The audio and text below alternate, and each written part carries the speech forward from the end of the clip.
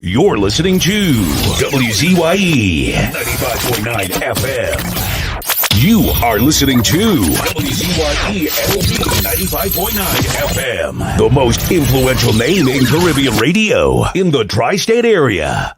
Broadcasting from East Orange, New Jersey. The most influential name in Caribbean radio. WZYE 95.9 FM.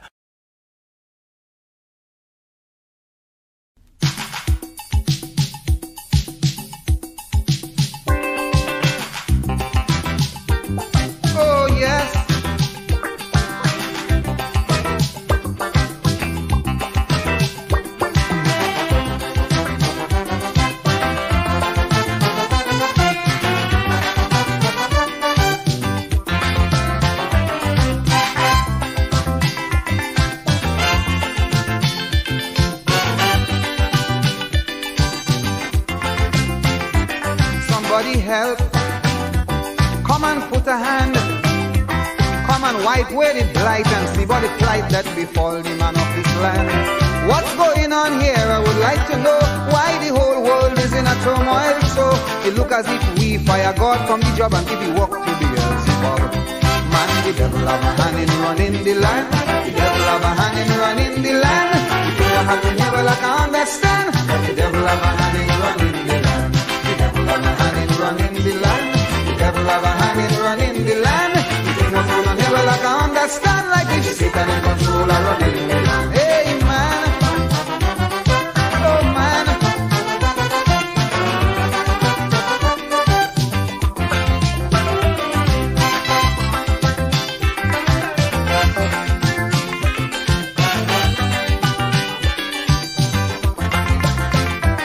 There's only wars and rumors of wars. Incurable disease go from sea to seas and they happen without a cause. Strange phenomena now happen everywhere. The callousness of this world have the world in fear. Politics and weaponry have taken its toll. They have the whole world out of control. Man, the devil have a hand in running the land. The devil have a hand in running the land. If you don't have to hear it like I understand like it. Oh yes man, the devil have a hand in running the land. The devil have a hand in running the land. If you don't hear it like I understand like it. Satan in control of running the land. Oh man.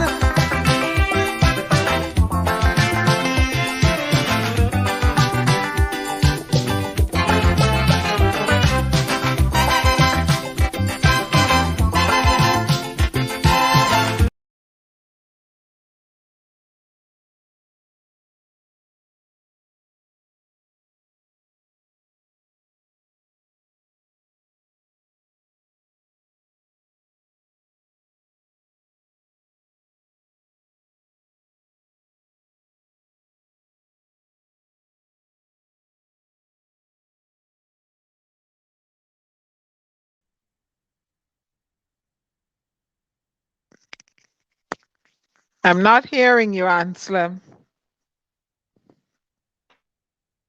Mute, on mute.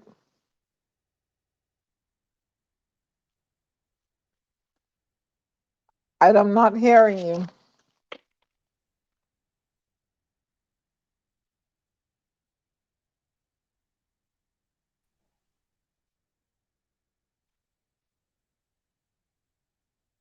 Not hearing you. No audio from No Anselm. audio. No audio from Anselm. No audio from Anselm. No audio from the Flash, ladies and gentlemen. I don't know, the Flash. He bought his microphone in China. Buy one and get one free. Still can't hear him. Can you? Hi, everyone. Good evening. Welcome to WZYE TV here. Welcome to the village. While the Flash gets himself sorted out, I think he needs a new microphone. We're still not hearing him. Not hearing Wall Street. Tommy, what's new? We're going to welcome the people in the village until Anselm gets himself together. We're still not hearing you, Anselm. Well, Diana, I'm driving as I'm talking. Okay. All right. All right. I'm talking hands free. Yeah. Hi, Takesha. Good night. Good night, everyone. Good night, Rose. Hello, Troy Smith. Vonnie Roberts, welcome to the village. Anslem, no audio from Anslem. No audio. Still no audio. Hi, Troy. Hi, Takesha. Hi, Rose. We're trying to fix it. Cheese sticks. Where's my boy Gary? He's somewhere. The Phantom, he coming. Good evening, 𝗪𝗲𝗄𝗃. While Anslem figures out his audio connectivity, we will greet the listeners. Yes, indeed. Hello, Rose. Hi, everybody. Good night. I have a big thank you for. Okay, Rose. It's no problem. No problem. It's what I do. It's what I do. Lift spirits. Lift spirits. Hello, cheese sticks. Everybody good? Troy Smith, Mr. Wall Street. He's trying to get out. He left, so he will come back in again. Let's see if that might be the problem. He has to leave and re-enter the studio. In the meanwhile, we are going to hang in there until Wall Street comes back in. I'll do my best. How was your weekend, Diana? My weekend was great. Was great. I get to meet Jeremiah, which is Rose's grandson. You know. Okay, that's your godson. Yeah. So it's a nice little fella. You know, wish him the best. You know. Well, I know he's got one of the best godmothers that anybody could wish for, right? You know.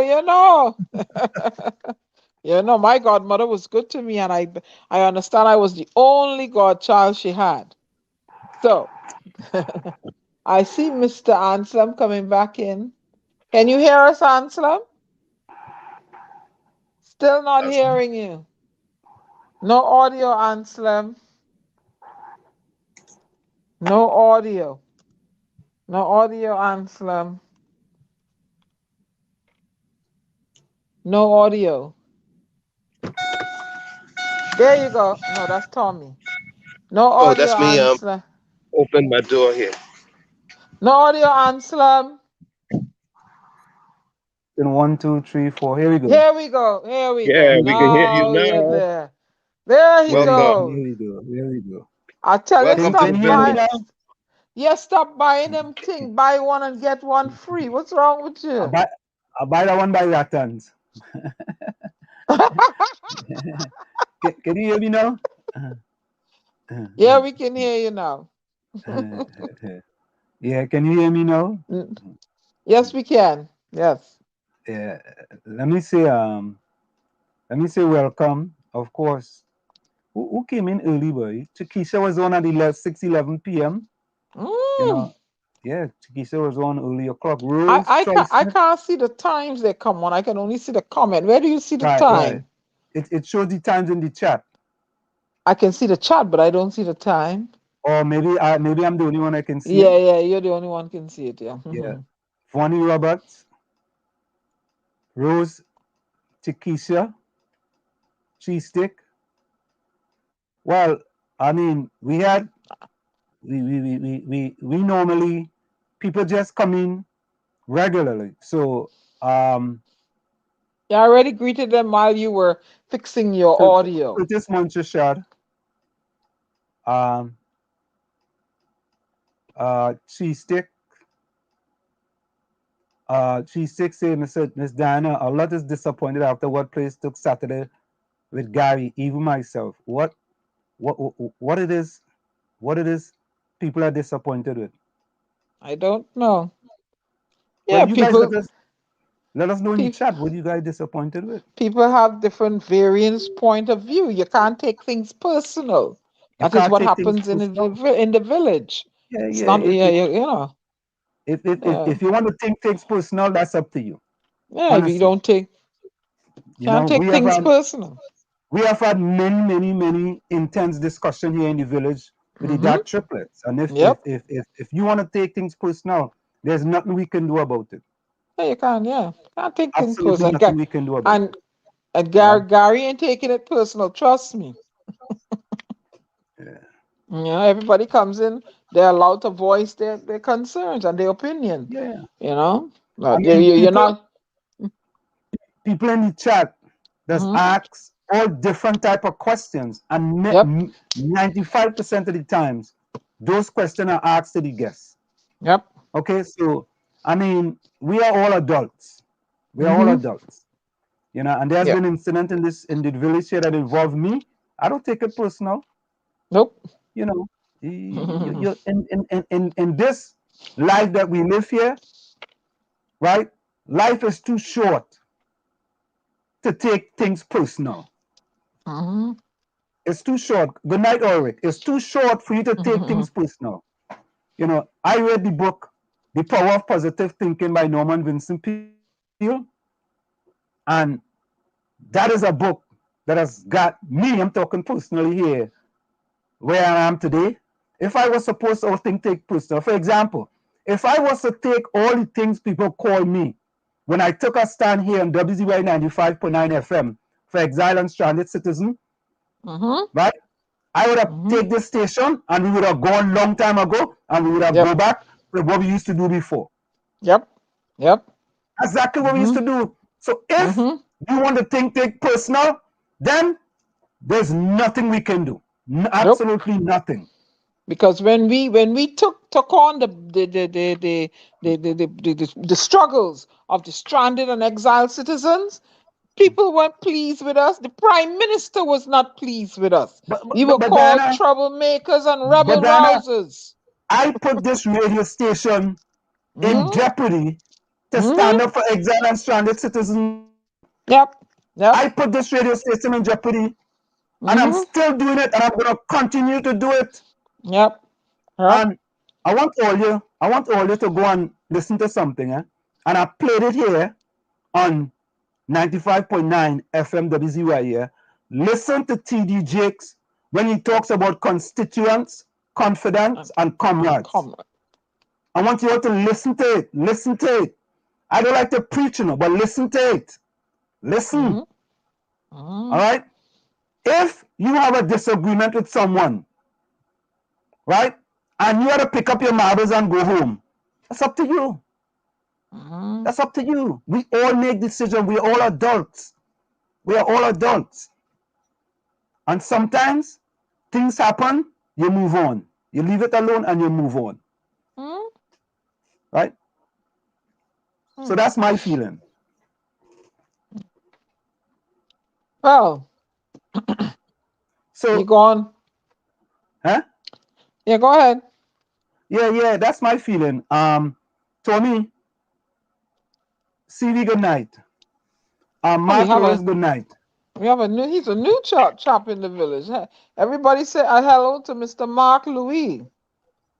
Hello, Mr. Mark Louis. Mark new? I think Mark been here before, you know. No, I never seen him before. No, Mark. I think Mark's been here before, you know. Okay, well, good night, Mr. Louis. Yeah, CV, good night. Mark. Is Mark new, fellas? Mark new? I've never seen that name. Yeah, and let me say this, that's why we have so much problems we have in Trinidad and Tobago today. Right? If we cannot have discussions and have the tough discussions, the very difficult discussions, and you can't deal with difficult discussions, then we are not let me say then the country is in problems. Problems. Yep. All we are going to do is go backwards. That's it. That's it. Right? But I want all you, Richie, welcome. I want all you to go and listen to Comrades, Constituents, and Confidants by TD Jakes. And TD Jakes also talks about 3 types of supporters. I want all you to listen to that. Listen to it. It's a struggle that we're in here. And we're not in a struggle about party. We're in a struggle about country. This struggle is not about PNM and UNC or ILP, you know, or MSJ, you know. This is not the struggle here, you know. As a matter of fact, right, Diana, you get a lot of the requests I get requests. We don't come on here and talk about all the requests we get due to what we are doing here. We don't talk about all them requests. We just do it, right?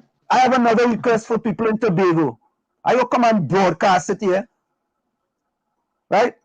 So if you are in disagreement with somebody, right, and you want to pick up your marbles and go home, that's up to you. That's up to you. No one has told us anything about any discussion, and unless Diana, you were spoken to, or Tommy, you were spoken to. No one has said anything to me. No. And as a matter of fact, Diana,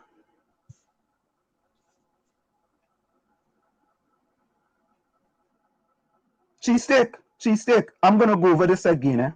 Cheesesteak. Black agenda does not mean you are anti-Indian. Nope. And I'm going to be very specific about that.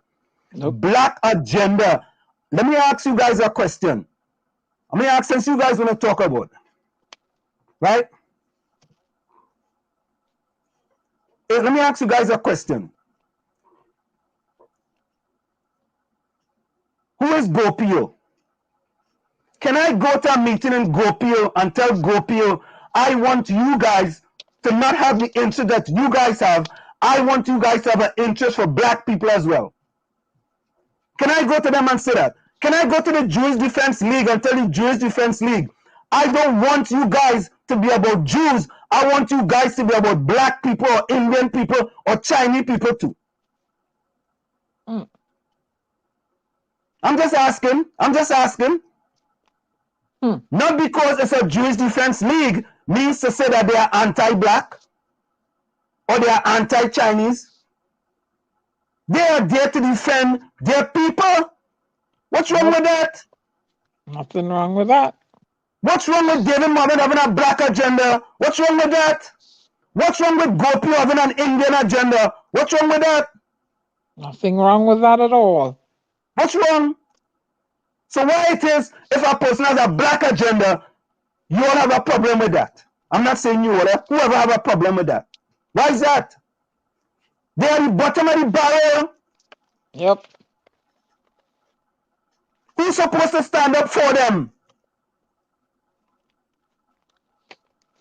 But why is that? I decided here to stand up for the people of the country against a party that I support. That's what I decided to do, and put this radio station in jeopardy. I want Ole to tell me if I could go to 𝗲𝗃𝗀𝗀 and tell 𝗲𝗃𝗀𝗀, I don't want Ole to have the agenda all you have. I want Ole to have a black agenda too. I want to know. Let me know. Tell me. Why it's called 𝗲𝗃𝗀𝗀? Why it's called the Jewish Defense League? Ole, come on, man. We're speaking truth to power now.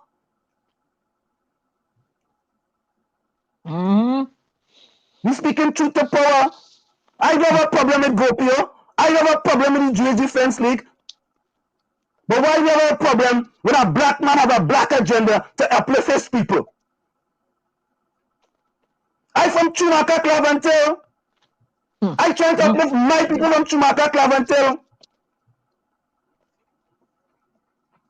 So why I can't do that now? Why? So because I'm trying to uplift people from 𝗃𝗃𝗲𝗍𝗆, I don't care about the people in San Fernando, or I don't care about the people in Port of Spain. Those are the people who need it most. And I could take a stand for them to help them. And if the people in the party I support don't like me for taking that stand. And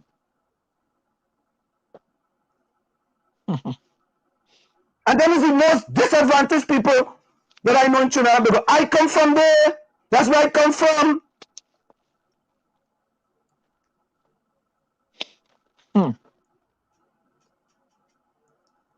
When we come in here, it's to speak truth to power. Some people may not like it. We may not like it. But it's the truth. I want to know if I could. The Chinese organization have an organization in Trinidad and Tobago. The CN have an organization. Could I go to the CN and tell them, nah, I don't want all to focus on that. I don't want to focus on that. I want to focus on black people. That's what I want to focus on. When all they started going to tell them that, and go to the Chinese Association, I don't want to focus on Chinese alone, then all they can start to talk. What are they talking about? Because a man have a black agenda, all they should be happy. You ever center where poor black people who are the bottom of the barrel could go and learn something, so they will pick up a gun. Oh God, that's good things. Why is that bad? Why is that bad? If you have a black agenda, who else have the agenda for them? Who else in Trinidad have an agenda trying to uplift them black youths and them? But I don't know who I'm voting for in 2025. I don't know. 2025 is 4 years away. I don't know who I'm voting for. Name another person who support the PNM that stand up and how I stand up against the PNM. Name another person. I want only to name one person. One. Name one person. I don't know what happened in 2025. I can't tell you. I can't look into the future. I don't have a crystal ball to look in the future and see what will happen. If they have a party who want to do the things that I support and I see that they are real, I am with them.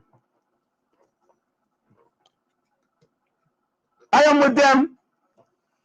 How many people take the stand that I took? I ask all you. How many people in Trinidad take the stand that I took against the PNM? Who's a PNM supporter? How many?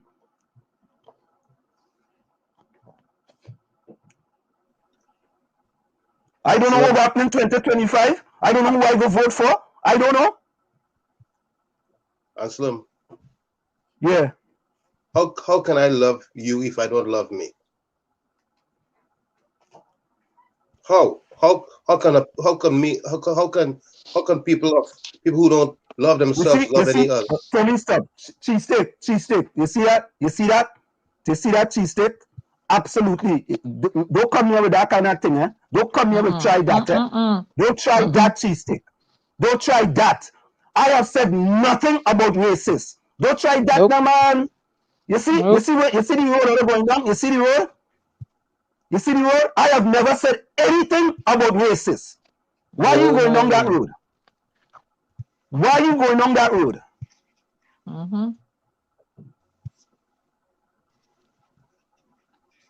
The idea is simple. It's simple.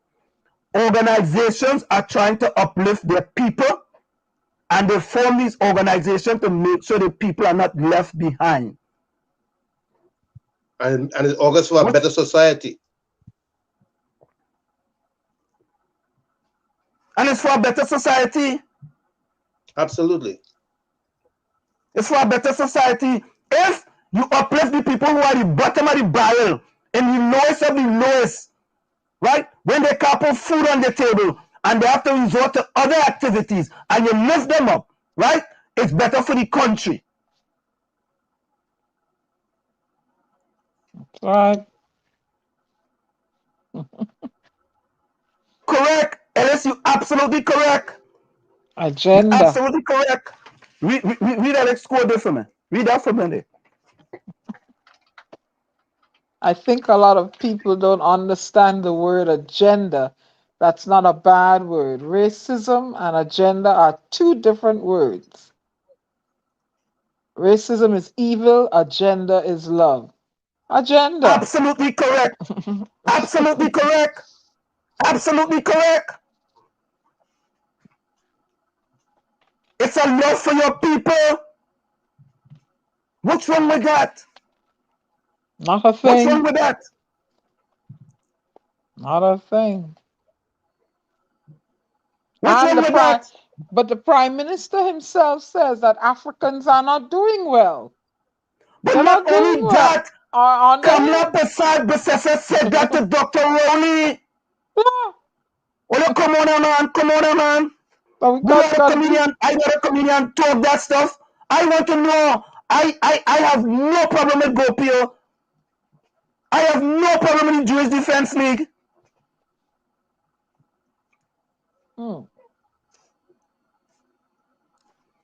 Why? We see why. Why every time the blacks say they're on a black agenda, there's a problem? Why is that? Why? They are the bottom of the barrel. What's wrong with them trying to uplift their people? What's wrong with me trying to uplift the people of 𝗧𝗂𝗲𝗃𝗃𝗃𝗃? What's wrong with that? And we see it going on here today with all the redlining and stuff. They're trying to make it difficult for black people to vote in America. Everything, whenever it comes to black people, right? They're always trying to make things harder for us. Still in 2021, we still have to be fighting and scraping. And why are you trying to make it hard for us to vote here? Why? And why? And so David Muhammad has an agenda to uplift the African people. Now look, his agenda is to uplift, not divide. Uplift, educate, right? So they don't have to go and rob businesses. There's nothing wrong with that. I don't see anything What's wrong with that? That's what I want to know. What's wrong with a black man trying to uplift? He built a community center.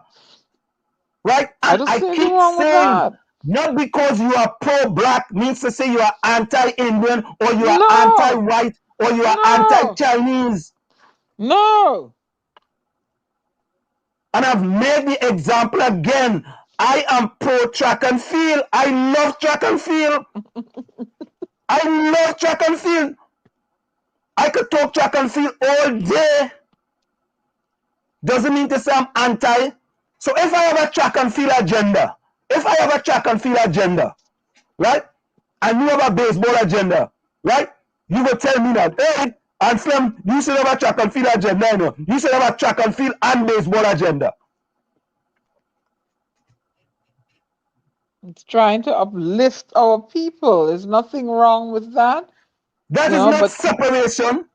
That's not separation. That has nothing to do with separation. At all. It's about uplifting people who need it the most. Because if you continue along this road, you're going to have the same out. But Diana, think about this, right? Many people that say PNM is a black party and they don't do nothing for the black people.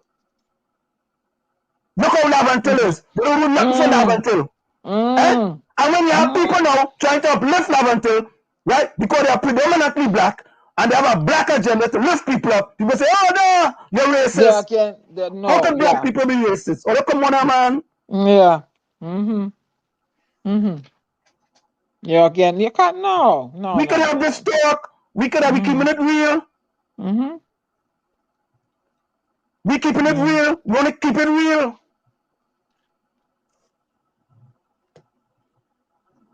If you come into the village and a man dealing with you, right?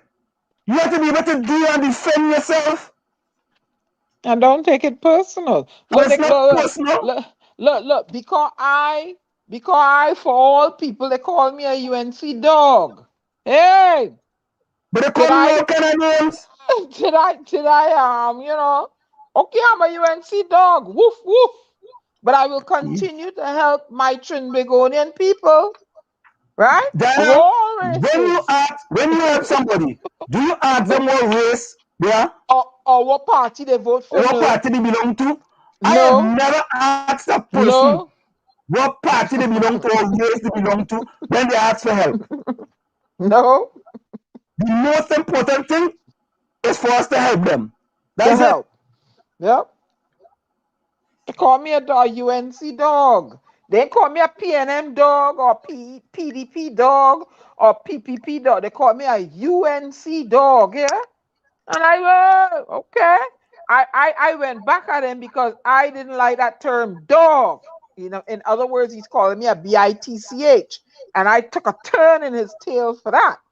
Right? I let him know I will bite you and I will bite you hard. Right? So, you know, be very careful. But Diana, exactly the problem, what people say we have, right, is this thing here is escalating the problem we have. Yes. We're trying to fix the problem, right, but escalating the problem. By saying, you should have a black agenda, it should be agenda for everybody.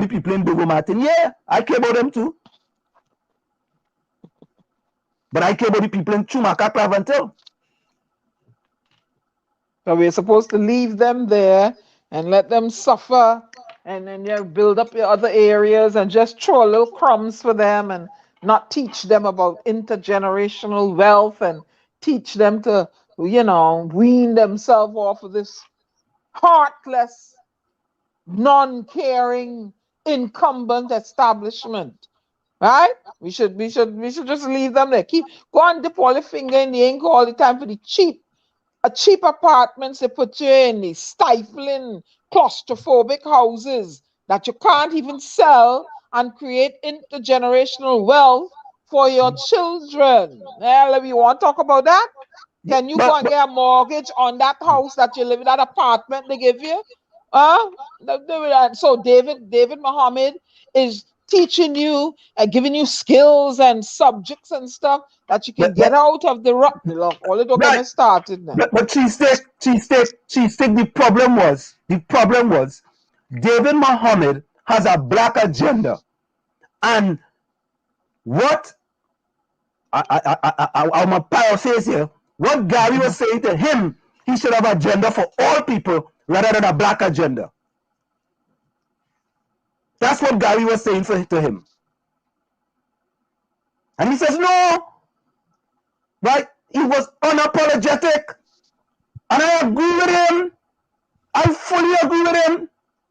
You know, no one can hold the Mahasabha to any other agenda but their agenda. And listen, them have their agenda. I'm glad for them. Let them have their agenda. Of course, you have to respect them. Yes. I respect that more than anything else that you standing up and fighting for your people. Full respect. Full respect. 1,000. If that man has an agenda to lift up his people, right? You want to tell him, nah, he shouldn't do that. He should have a national agenda. Right? Take time away from trying to lift up his people to have a national agenda. If all other people have agendas too. No, agenda for the political parties. Now let me boil it down to boil down the porridge here. Let's go back in time. Right? We know our history, right? Once is this color. We all pray to one God, right? There. Now, if we didn't have people like the abolitionists, and we didn't have a fella like what was his name? Abe Lincoln, with an agenda to free us, where would we be today? Where would we be if Abe Lincoln did not adopt an agenda to free the African slaves? And mind you, he probably was met with lots of resistance, lots and lots of, I could imagine. And reasons why, no, keep them enslaved. No, they don't have no souls. I read an article where Bartholomew de las Casas wrote to the Pope in the Vatican to keep people slaves and Black Africans enslaved in Hispaniola and the Dominican Republic because they're dark skinned, they have no souls, so it's okay to keep them as slaves. Oh, don't want to go there with me? Don't want to go there with me? Yeah? Right? And if Abe Lincoln didn't have the guts to stand up against the establishment and to free us, right? Where would we be? Yeah. So David Muhammad has an agenda to empower the African people now. Yeah, so, you know. Go ahead, Anna. Are you? So are you ready? So we mute yourself, Anselm. So we can be. Link to come on, I guess. Mute yourself, Anselm. Mute. Okay, hold on. So we can be, you know, we don't have to be, you know, the youth don't have to be in crime and all that stuff. He has an agenda, and the fruits of the agenda will be realized years from now, or 5 years from now, a generation. But it has to start somewhere. And if he's not against Indian. He's not sowing the seeds of division. He's sowing the seeds of uplifting of a nation of people that are at the bottom of the barrel. And what is wrong with that? There's nothing wrong with that. If these people are uplifted, you'll find more unity, you'll find less crime. I think it's a good thing. I think it's a good thing. So you can't take things personal. It's a good thing to know your history. What they ought to be doing is maybe some of them need to go in the center and learn about African history. Yeah, and do a swap. Go and learn about each other's histories. Then maybe they won't feel so singled out, or you know what I mean? Like there's a sense of division. Perhaps that trade in positions. But hey, it's not division to uplift the people. But how come we didn't see it as division in uplifting other races? How come we didn't see it as that? Whenever it is to uplift us, is always a problem. Whenever it's to empower African people, is a problem. When an African person is to get promoted on a job, is a problem. It's always a problem when it comes. I've been there. When a man to get a promotion, is a problem. Oh, the black Bajan girl, the girl with the accent, is a problem. It's always a problem to give a black person some pittance. I call it some crumbs. Only to stop. They're all big onions. Let me say, cheesesteak, listen to this, cheesesteak. This program in the village to the dark triplets, right? I gave this program in order for we to have this program here. And when we gave this program, right, let's say Gary's a UNC supporter. Let's say that, right? He's just saying that, right? Right? Let's say that, right? I allowed Gary to come into this program, right? That knowing that he previously supported the UNC. If somebody comes here as a guest and they have an opinion, right? That's not an opinion of WZYE 95.9 FM, right? I allowed Gary as a UNC or as a previous supporter of UNC to come here for this program, with this program. I could have said, you know what? Nah, I only want PNM. Diana is non-affiliation. Word. I could have said, no, I only want pro-PNM people in the program. I said, no, we don't want to continue going down that road. We want it to be different. We want it to be different. And Ulrich, you're right. I was the one that quote the go along, get along PNM gang. And I've been transparent from the beginning. Tell people I'm a PNM supporter. Transparent, but I'm not a blind PNM supporter. Only know how much licks I get for that? You know how much licks? Licks? Only know how much licks I get for that? Yeah, he not buffing. He just makes sense at some point. Boy, I get so much licks, eh?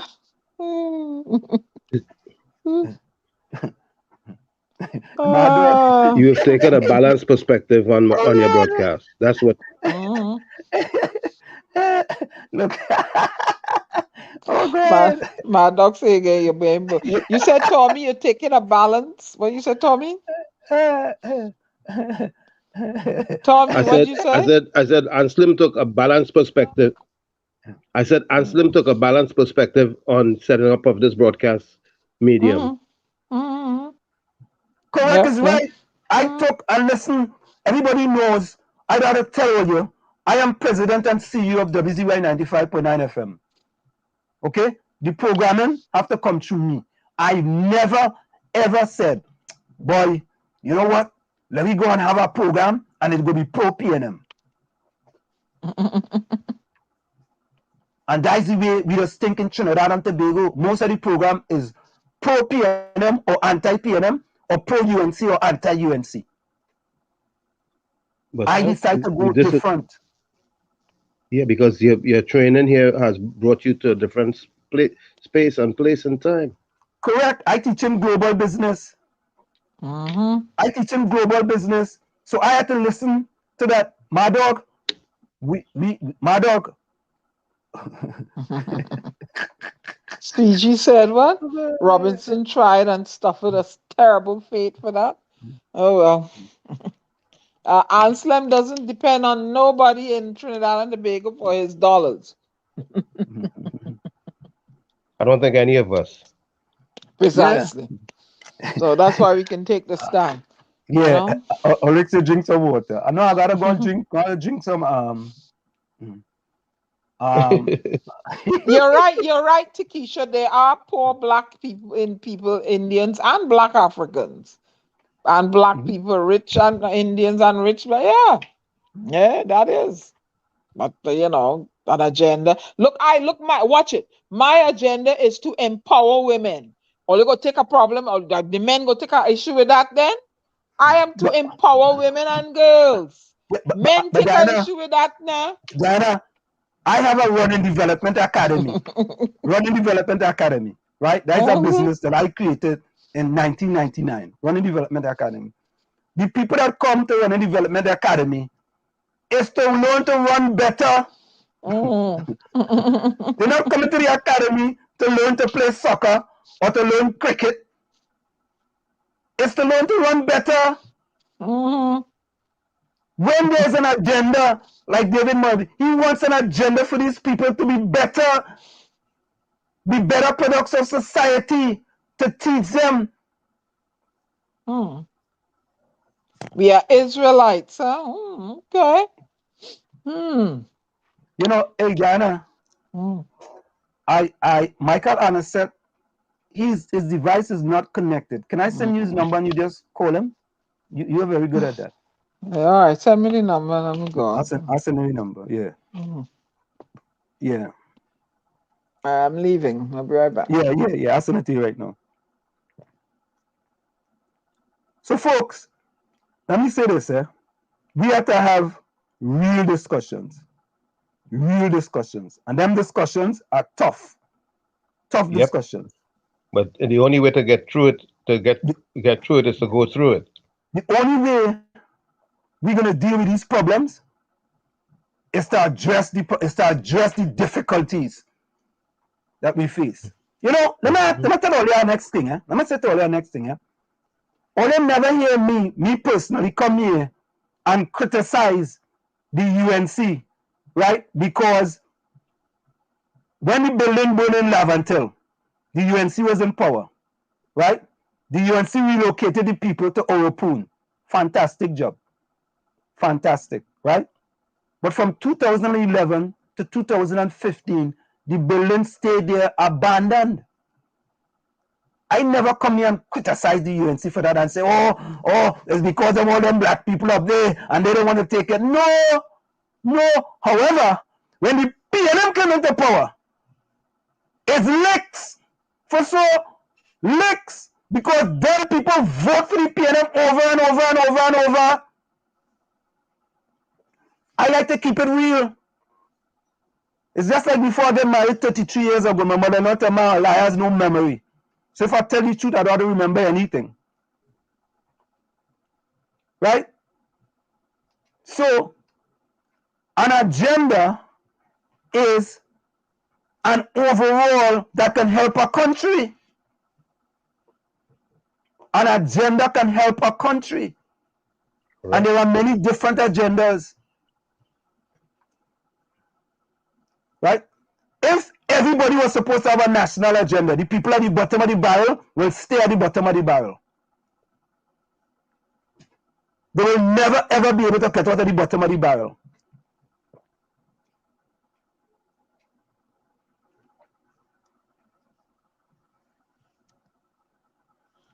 Right? I mean, why do you think they had to form the NAACP in this country? Why do you think they had to form? They had to get organization focused on advancing people who were at the bottom. The bottom of the barrel. I could talk. I worked 23 years on Wall Street. 23 years. Oryx answer me could put TD Jakes out of business. Mark Lewis says we are not Africans. Our nationality is Israelites. They try to rid the name from us. Wake up. Chris, why she stick? Chris, why are you lying for?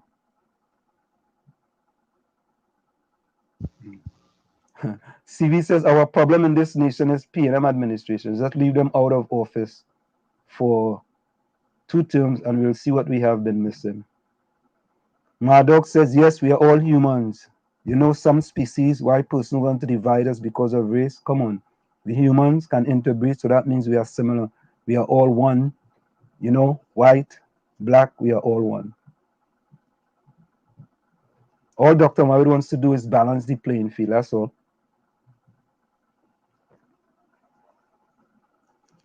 Alice says we need, Ulrich, and the building still looking the same way, right? Nobody else is fighting, right, for the buildings to be renovated. All people doing is making excuse.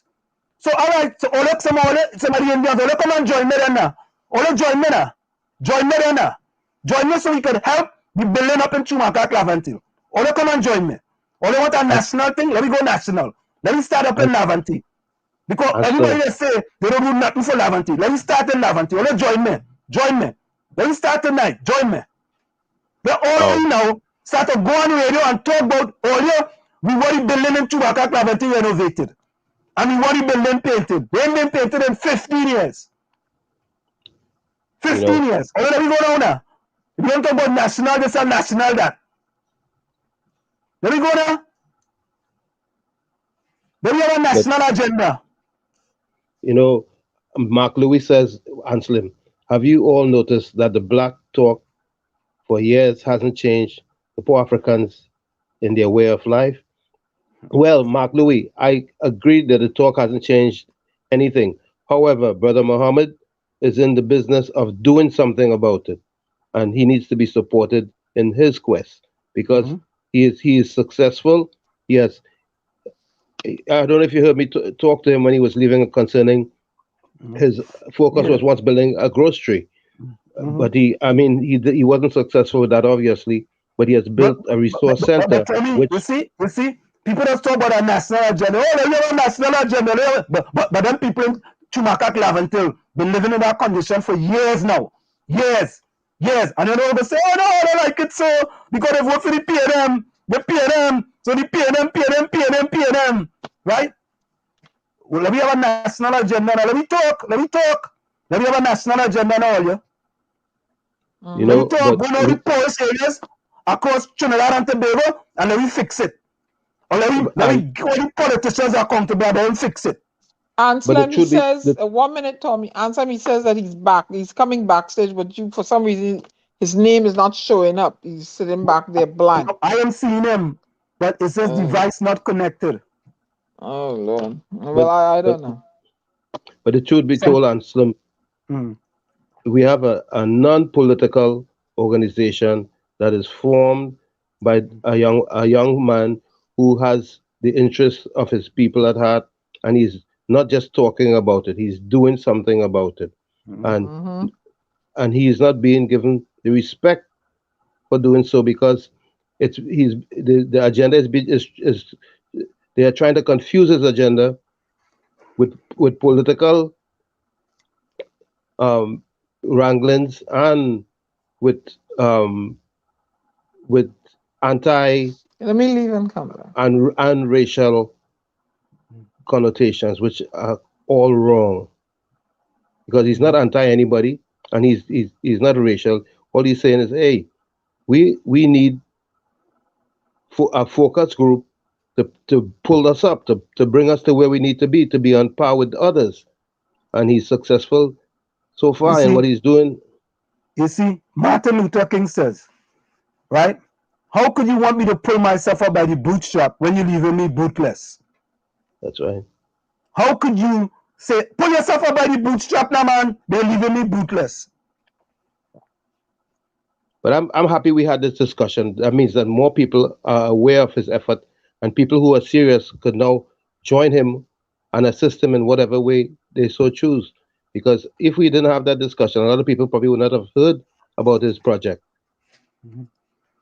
So Andrew, are you new? I think Andrew is new. And Andrew, you're absolutely correct. Start by removing Fatima Street from Lavantil. I agree with that. All them street and them and all them name and them, all of them. Move all of them. Every single one of them. All of them. Get rid of them. Frederick Street, Charlotte Street, Duke Street, all of them. All of them. Every single one of them. Pembroke Street, all them English and all them slave master name, get rid of them. All of them. Chris Watson says, all I've been hearing is problems. Let's get solution. People don't stop a movement before it starts. Yeah, well, we need the solutions, you know. Yeah, we need the solutions. Solutions. That's where it's at. Where are you from, Andrew? And we here dealing with solutions by helping people, right, who have difficulties in Trinidad and Tobago. That's what we are doing. It's like a minister here. You know what thing we just get from people calling out for help? And we just help. Yeah. Andrew, where are you from? Andrew, where are you from, Andrew? Tommy, hold on a minute. CV says Robinson only crime was trying to develop this nation and the small man. That's Melissa right. Says start from the lever mindset. Yeah, it's a mindset. It's a mindset. Antonio Clement says. Andrew's from Belmont. He's from Belmont. Who's that? Andrew. Oh, Andrew from Belmont. Okay. Yeah. I don't know. I told him so there's nothing else I can do. All right. Mark Daniel says, but isn't that the initial agenda to keep a certain status of people at the bottom of the barrel? Mm-hmm. Melissa Phillips says, mankind like to worship too much ideology instead of God. Mark Lewis says, have you all noticed all the black talk for years hasn't changed the poor Africans in the way of life? Right? Ellis says, we need to join each other and stand up against the politicians so they can give account for our money. If we continue to be divided, they'll always fool us. Yeah. Let me say this. Hold on. Listen to this one, earlier.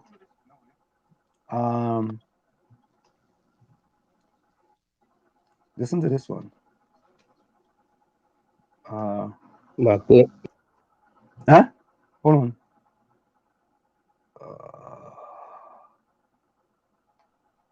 Here we go.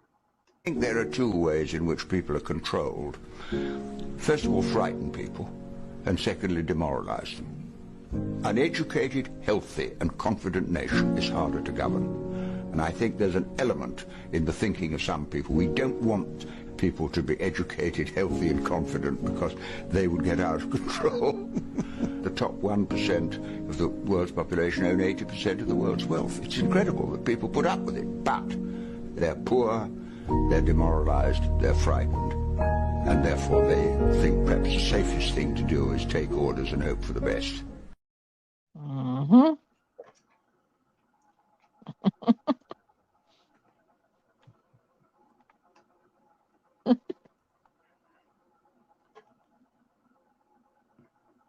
Ulrich says, and them buildings still looking the same way.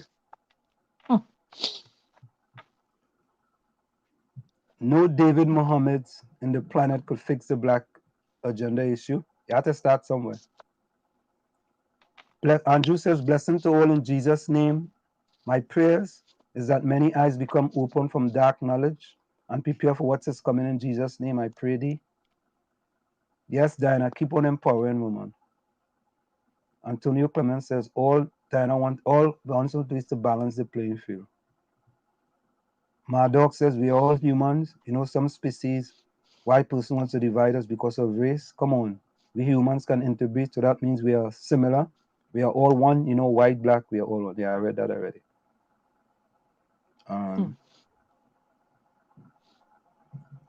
Yeah. Now, I'll tell you, Oleg said that was deep.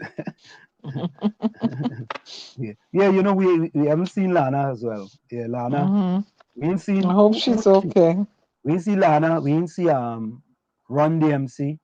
We ain't see Not Skik. 𝗏𝗃𝗃𝗃. Yeah. They're probably gonna come in later. Yeah. But you know, the problem I find, right, is it's economics. Economics, the lack of opportunity, the lack of I say it over and over, intergenerational wealth. You know, some people inherit stuff. You know, some people, well, you know, if you don't build intergenerational wealth, you have what are you passing on to your next generation? You're leaving them in. And listen to me carefully, folks. I ain't crying down where nobody live, all right? I want all you to listen to me carefully because people can't do any better, I understand, right? But I want all you to start thinking like this. Do you want, you live in these houses or wherever you live, how is the generation 10 years from now, your grandchildren and your children, their children, can they use any equity? Do you have any equity in this place you're living? Can you take that equity anywhere and build themselves up from it? You know, you have to start thinking like this. What can you do with it? You know, Diana, you're making good sense. Except I want to say something.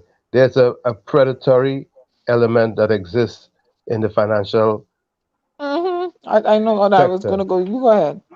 that that make it their business. It said the device is not connected. Okay. I'm seeing, but I Yeah. can't bring you into the program because it's saying Yeah. something. Your device is not connected. Maybe there's Yeah. something that. Mute yourself, Anselm. Yeah, go Yeah. ahead, Tommy. Right. Yeah. So So Walter, you come back. so you find that predatory element exists in the arena where they would go to get a loan. And there are two standards. There's one standard for non-African people, and there's Right. another Right. standard for African Right. people. It's in your. So you see, trying to get the loan is going to be a problem. Even if they do give you the loan, the terms may be different to a non-African person. Yeah, we have to be honest about what really goes on in Trinidad and Tobago, you know, Yeah. So and then let Anselm, go. we're Let it hearing. go. Oh my God. Okay. We're hearing Anselm in the back. Woo! But you have a laptop. You want to try from a laptop if you have one? Anselm, Anselm, can you mute yourself? Okay. Okay. No problem. Okay. All right. Okay. So try again. Okay.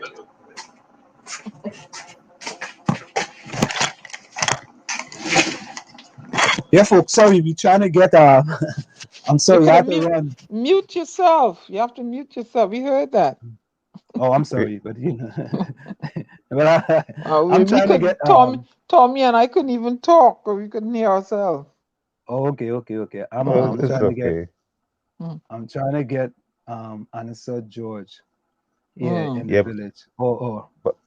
But Aslam, we were talking about something that David hit on in Tommy, his last hold broad. that point. Let's go for a quick station identification. Okay, it's in the I was village with the about to dark tell you that. triplets on WZYE 95.9 FM. We come to you every Tuesday, Thursday, and Saturday from 7 to 9 p.m. We're going to go for a quick station identification. I'll be right back. You're listening to WZYE 95.9 FM. You are listening to WZYE LP 95.9 FM, the most influential name in Caribbean radio in the tri-state area. Broadcasting from East Orange, New Jersey, the most influential name in Caribbean radio, WZYE 95.9 FM. And of course, we are back with you. It's in the village with the dark triplets on WZYE 95.9 FM. We come to you every Tuesday, Thursday, and Saturday from 7 to 9 p.m. And of course, we have with us tonight, we're still waiting for Gary. we have with us tonight. We have Diana, we have the Storm, we have the Outside Child, we have the D, and we have the A. We're still waiting for the G. And we have the Outside Child, Tommy. So the G will Okay. join us, man. Go ahead, Tommy. Of course. Yeah, but I was talking about the fact that access to capital for business is a problem for people of African descent in Trinidad and Tobago. There are those who can slip through the cracks because they have influence or they know somebody, but by and large, a lot of people of African descent can't walk into a bank and get a loan as easily as other ethnic groups in Trinidad and Tobago, some other ethnic groups in Trinidad and Tobago, because they discriminate against them, and we have to face it. And if we don't face these issues and problems, we will never resolve them. They will just remain festering forever and ever. And these are some of the things that David looks at and was making reference to, and he wasn't wrong.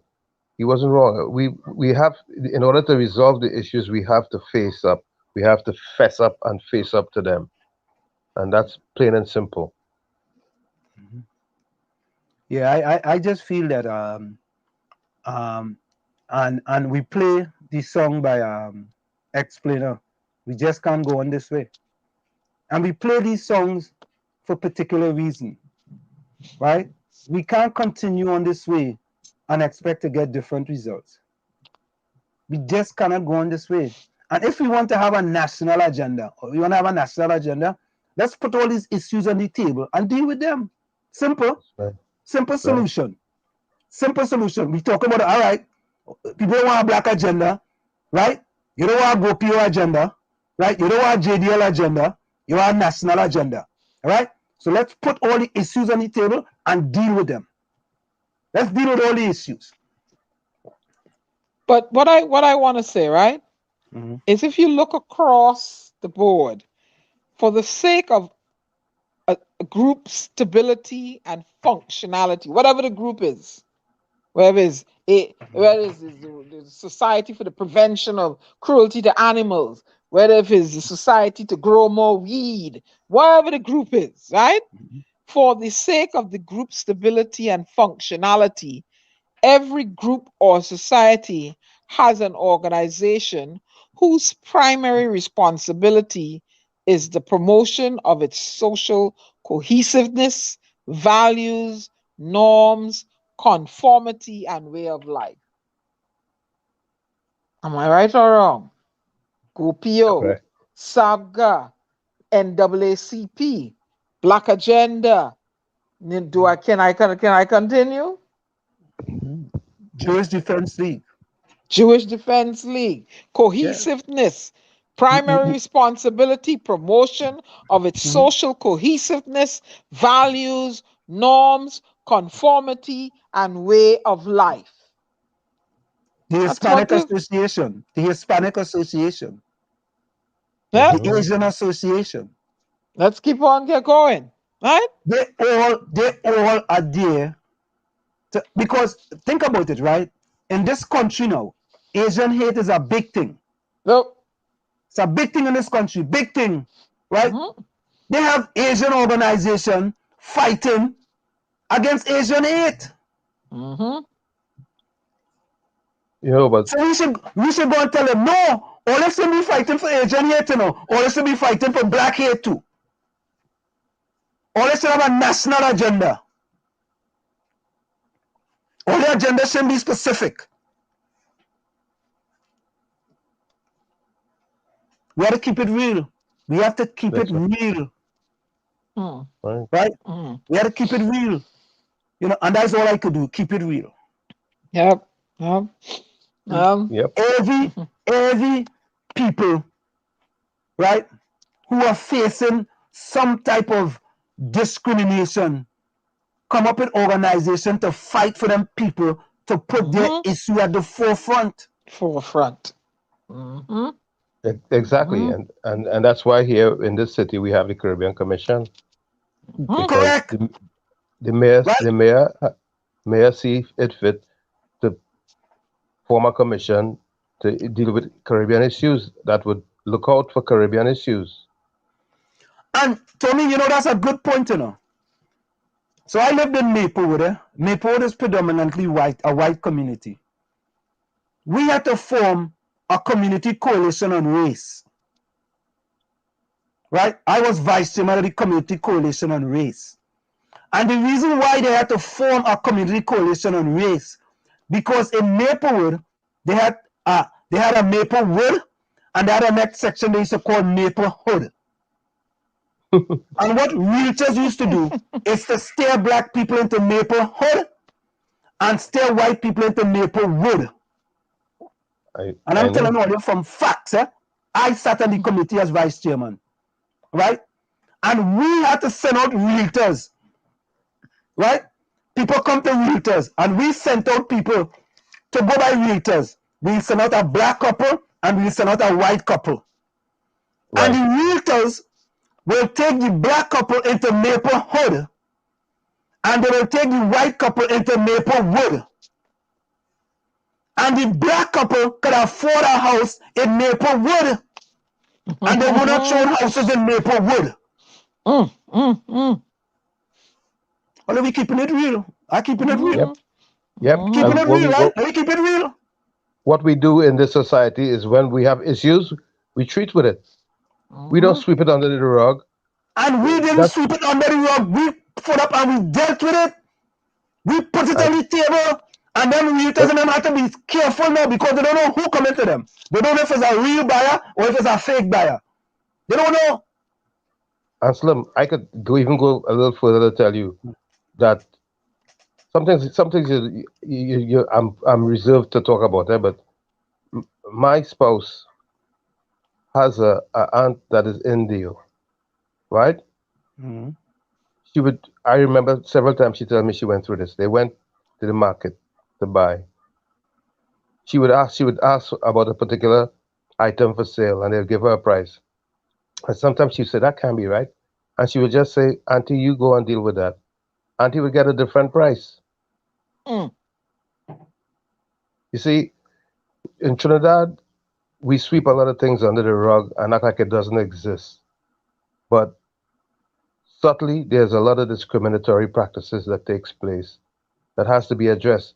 And the only way to resolve the issues is to face them head on, like we do here in the United States. But Tommy, not only that, there were banks that wouldn't give people mortgages because they was buying a house in a certain community. For example, if you was buying a house in Newark is a predominantly black community, and you're going to the bank deny you no mortgage. Or when you come, they give you a mortgage at a much higher rate than other people coming in the bank.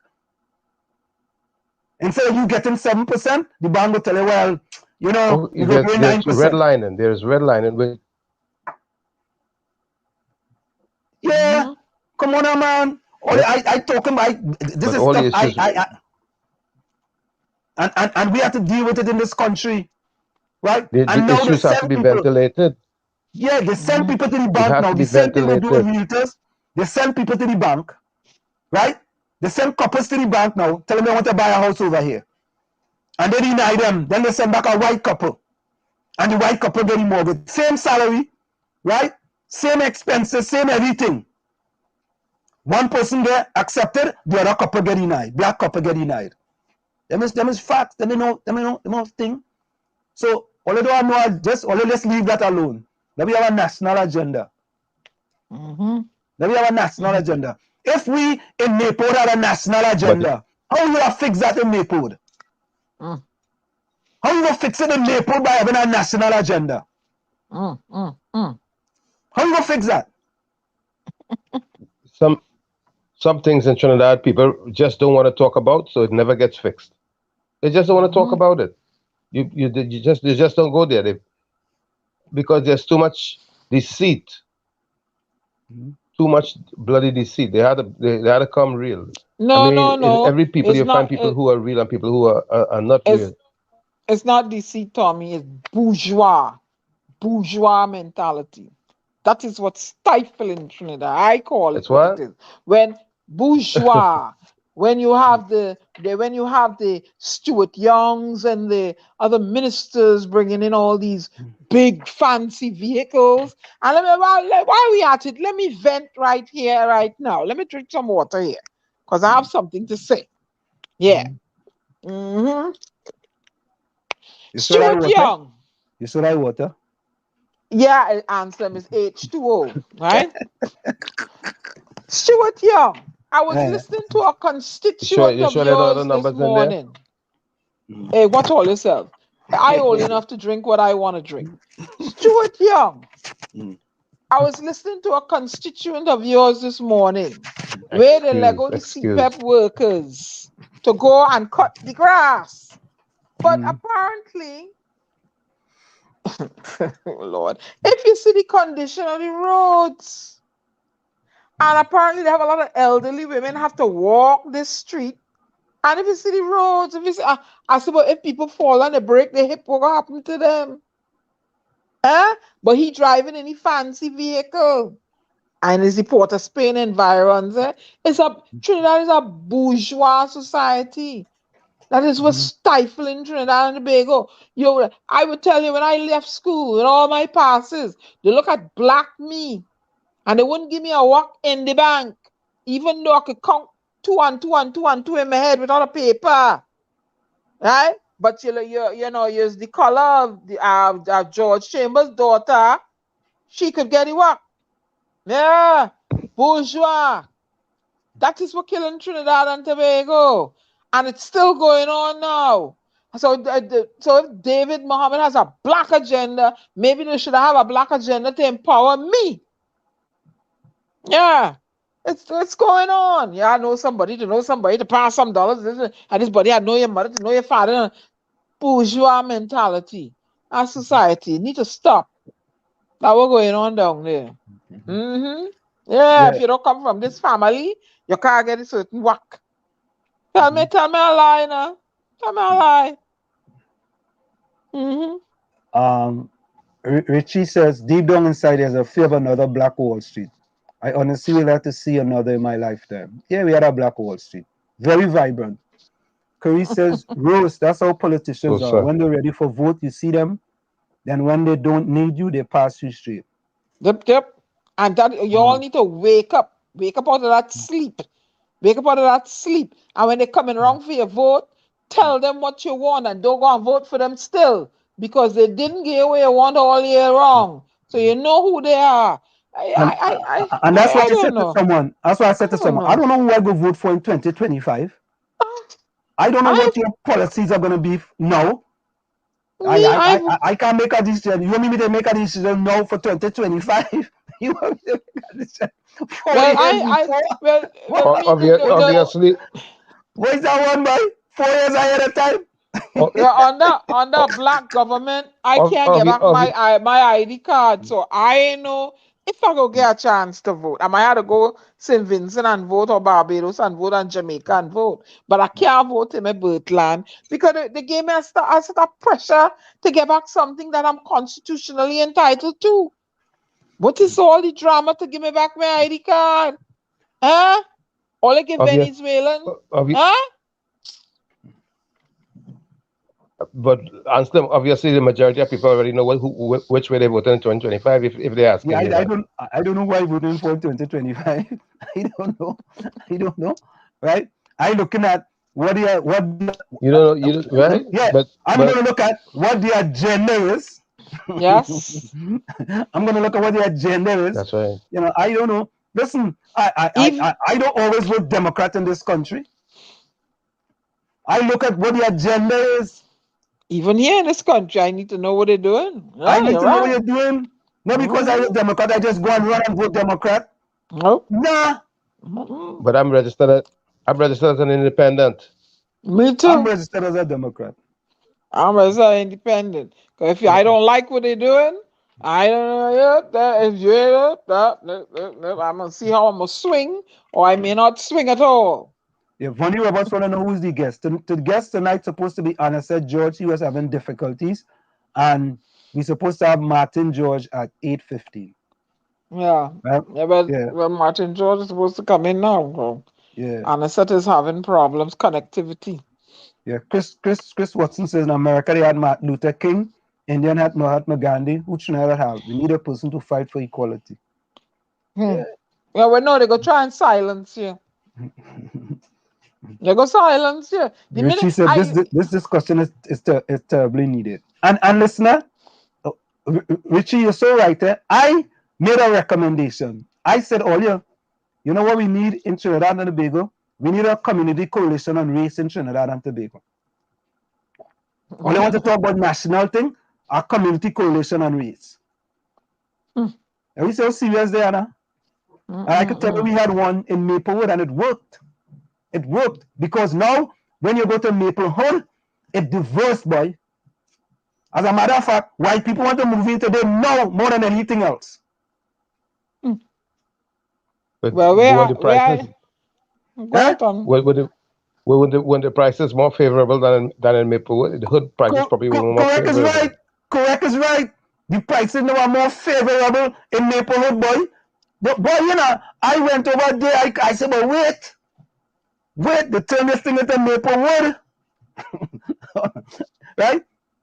I'm telling you. But where I am the only raisin in the milk. Yeah. That means you're vulnerable. Who's vulnerable? How? Let me hear. I own where I live.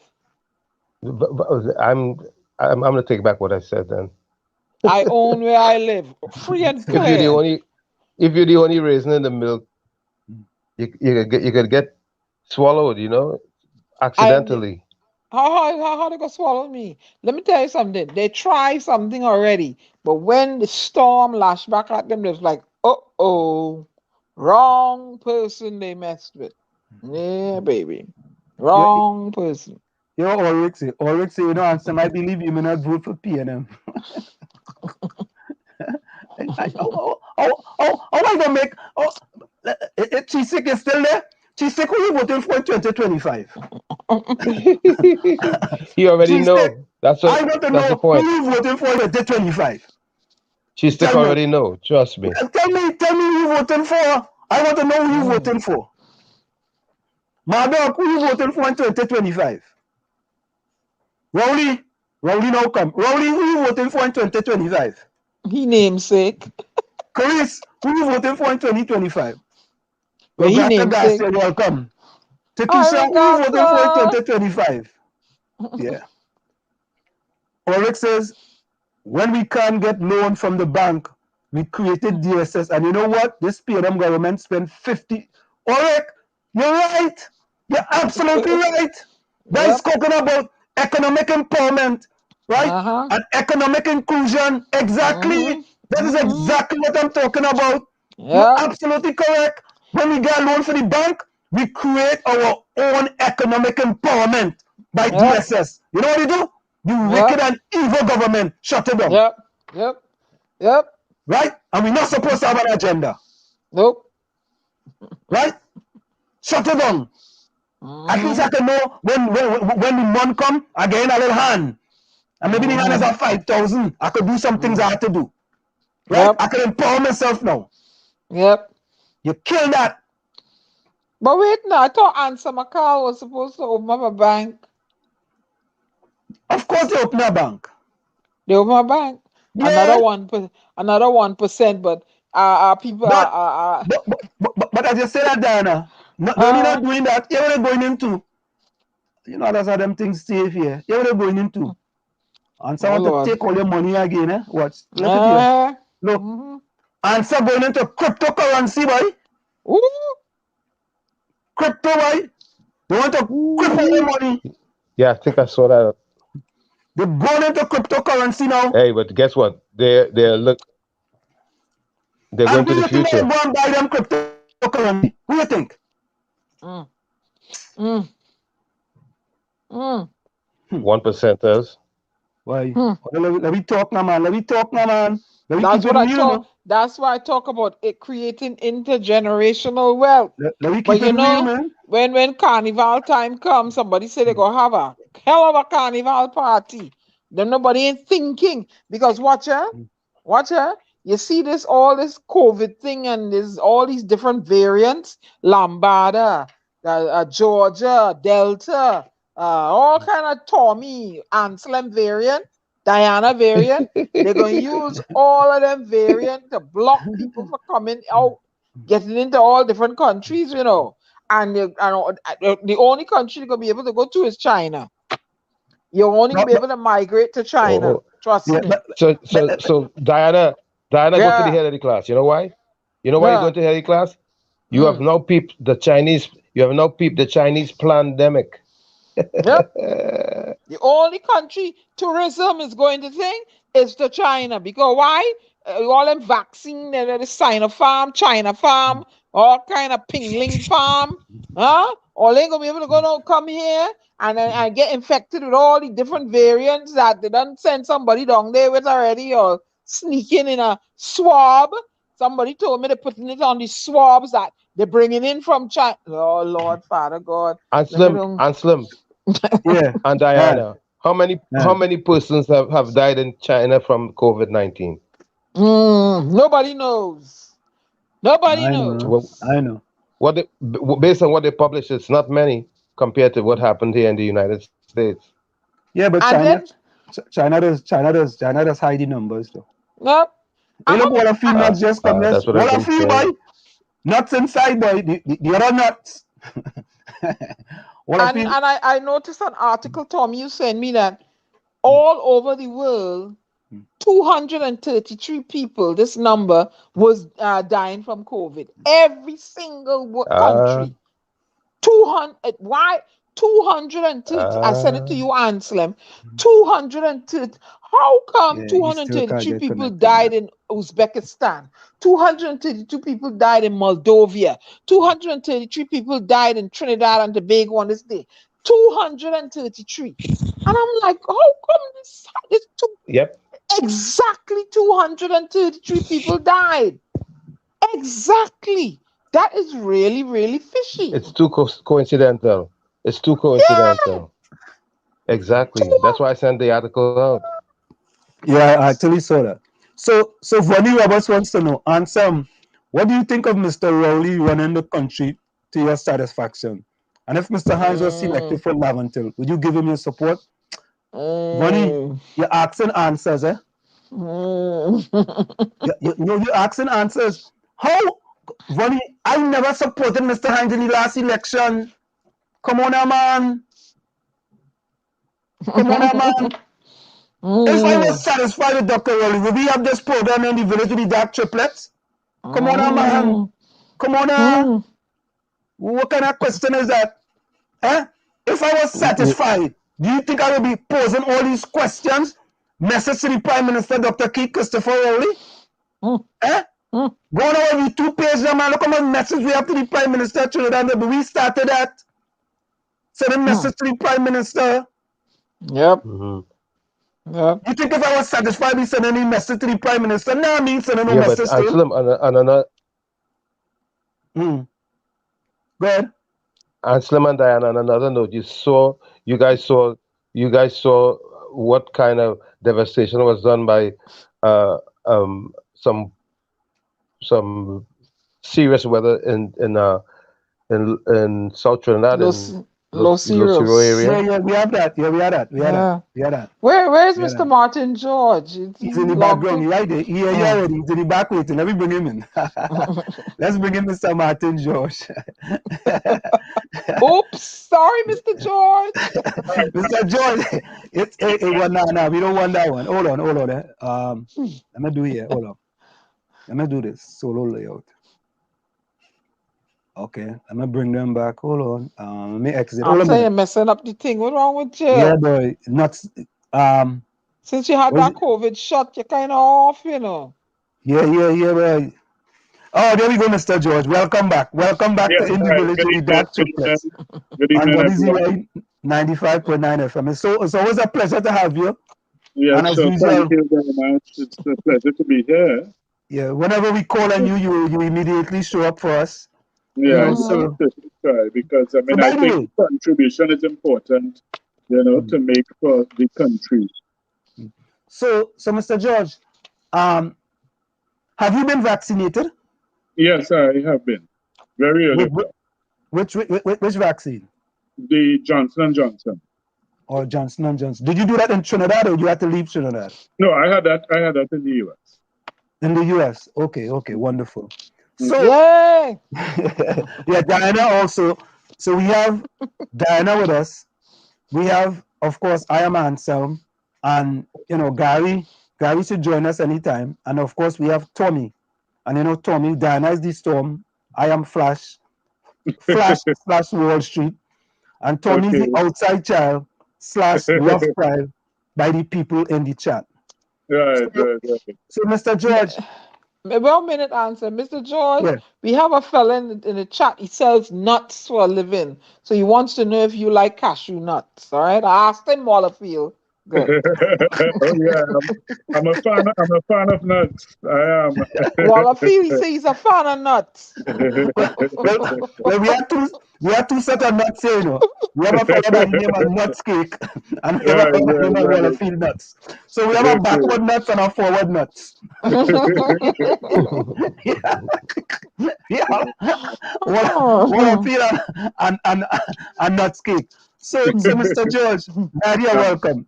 So Mr. George, the big question is that, and you can correct me if I'm wrong, that you are in favor of mandatory vaccination. Is that accurate?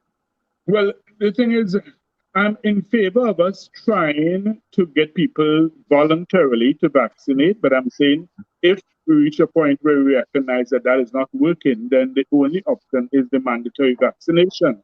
And it's not a new or novel concept. All of us as children went through the process of mandatory vaccination as school children. Let's not forget that. How did we get our polio, yellow fever, diphtheria, typhoid, measles, all those things? We got those vaccinations as children. So therefore, it's part of the law in Trinidad and Tobago, actually, under the public health regulations. It is part of the law that school children must be mandatorily vaccinated in order to enter a public school. So I don't know why people are behaving as if, well, you are creating something new or novel or strange when we all went through it as children. How you check your arm. Most people have the little scar from your vaccination from childhood. That's where you got it, because the law is that you must be vaccinated in that regard. And I'll tell you something.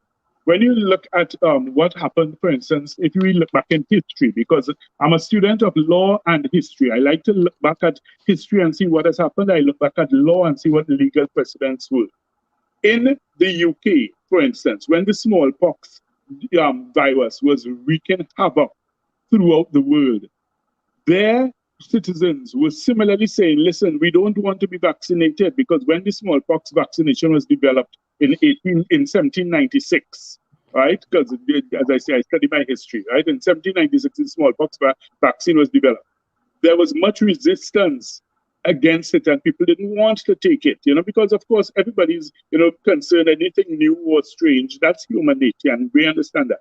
But it reached a stage where people were dying so much of the smallpox virus in the UK that they enacted in 1853 mandatory smallpox vaccination.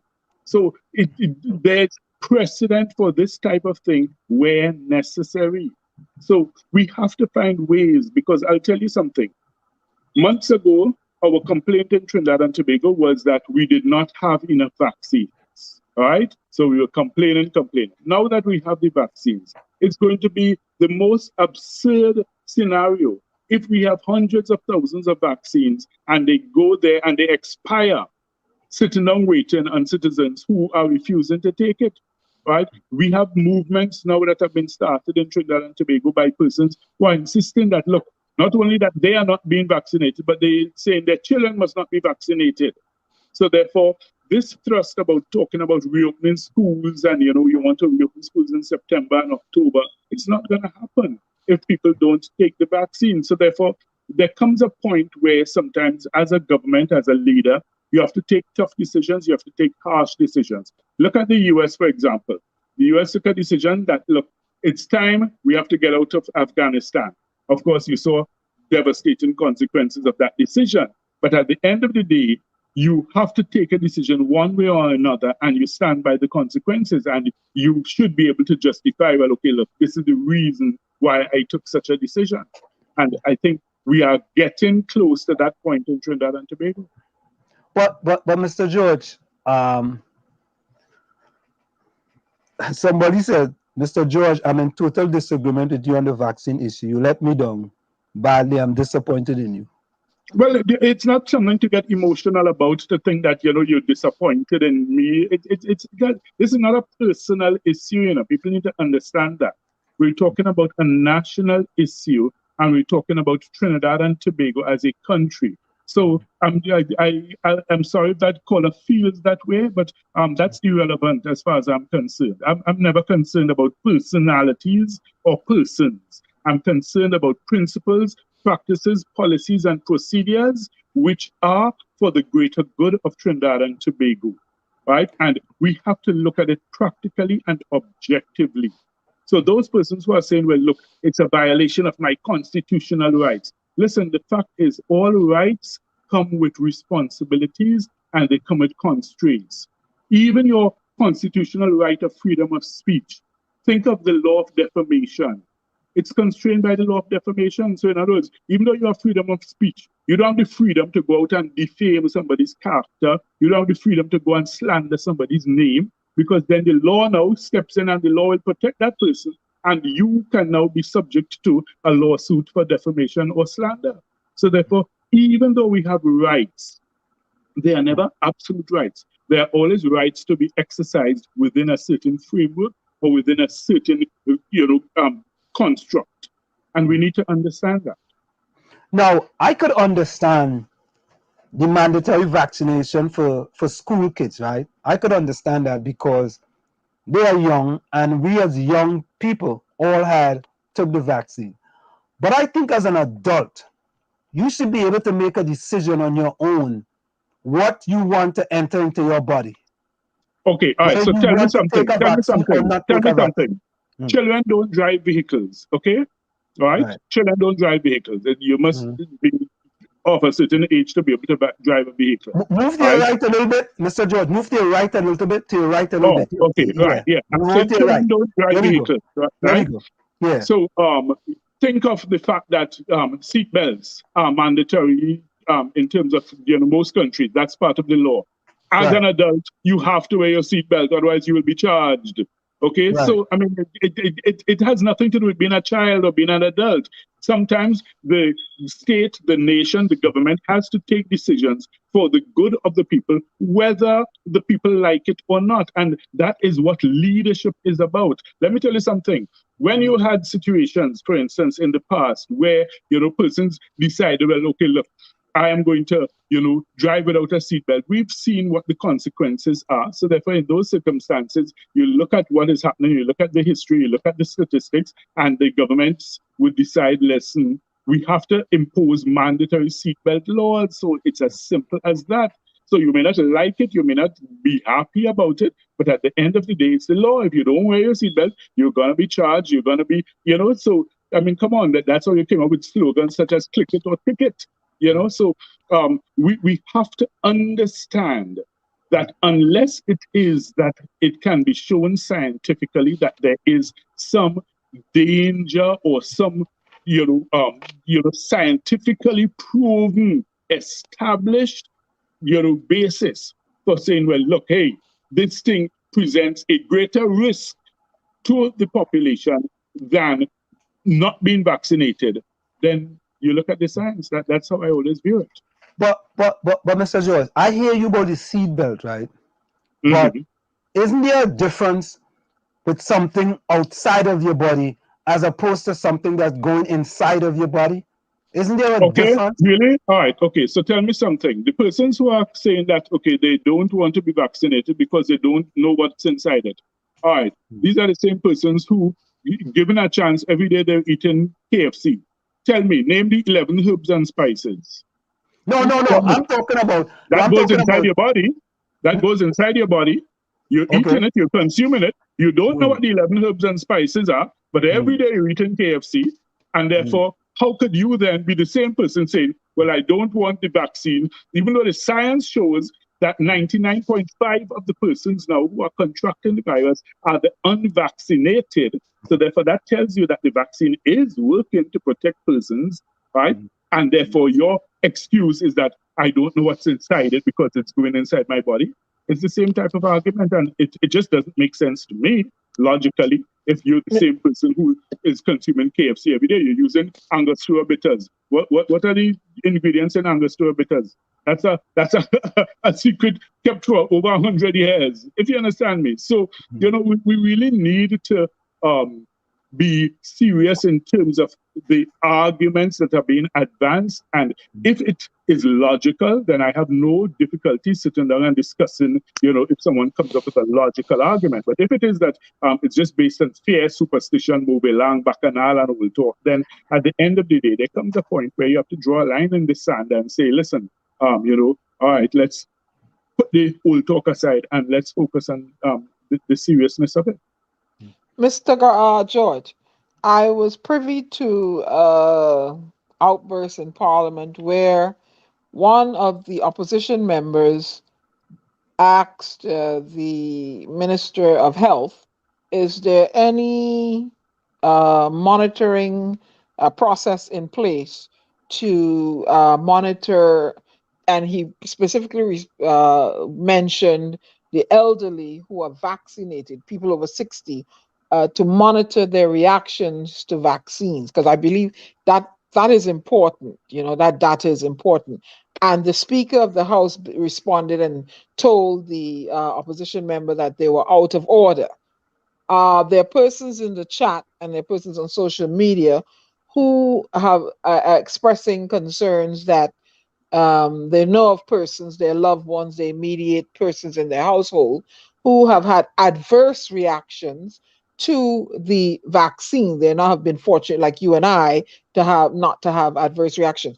What do you say to these persons who are suffering either the loss of a loved one due to receiving the vaccine or having an adverse reaction to the vaccine? How do you dispel their doubt in the vaccine?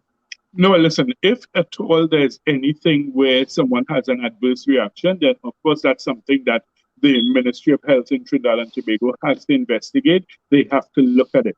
I've seen the Chief Medical Officer of Health, Dr. 𝗲𝗃𝗃. He has spoken about 2 specific cases that where people were elderly and they did have adverse reactions. But he did indicate that these are persons with comorbidities, and he explained that, look, these may have been contributing factors. However, I don't think it's right for any government official to simply discount, you know, a question raised by anybody as to, you know, adverse reactions, because we need to look at it and we need to consider it, because at the end of the day, let me tell you, you know, it's not a question of me being right or you being wrong. It's a question of us trying to find the best solution and a way out of this, because the point is, this is an unprecedented scenario. It's a scenario that none of us have ever lived through before or experienced before. So therefore, even the government, you know, I mean, while it's easy to knock the government at times and say, well, hey, they don't know what they're doing, at the end of the day, you have to recognize they themselves are basically working this out as they go along. And that is understandable, because it's what is happening in governments all over the world. You see New Zealand, Australia, places that people hailed as, you know, successes. Then you see sometimes they have to go back and they lock back down, you know, even though they were claiming that they were out of it. Italy, it has happened. France, it has happened, you know. So therefore, we have to understand that we need to step down a bit from our soapbox and our, you know, podium and our platform of, you know, well, I'm right and you are wrong, or you are right and I'm wrong, and understand that, hey, listen, we're all trying to find solutions. But the reality is, if we're talking about trying to get our economy back on track, trying to get our way of life back on track in the fastest possible manner, it seems to me, realistically, that vaccination presents our only credible alternative at this point. And you know, you think of, okay, take for instance, I saw you know, someone was asking about Carnival next year. You recognize that Carnival is not going to happen in Trinidad and Tobago if it is that we don't get our vaccination rate up, if we don't have that level of herd immunity. It's not going to happen. I mean, nobody wants to come out and say it, but it's the reality.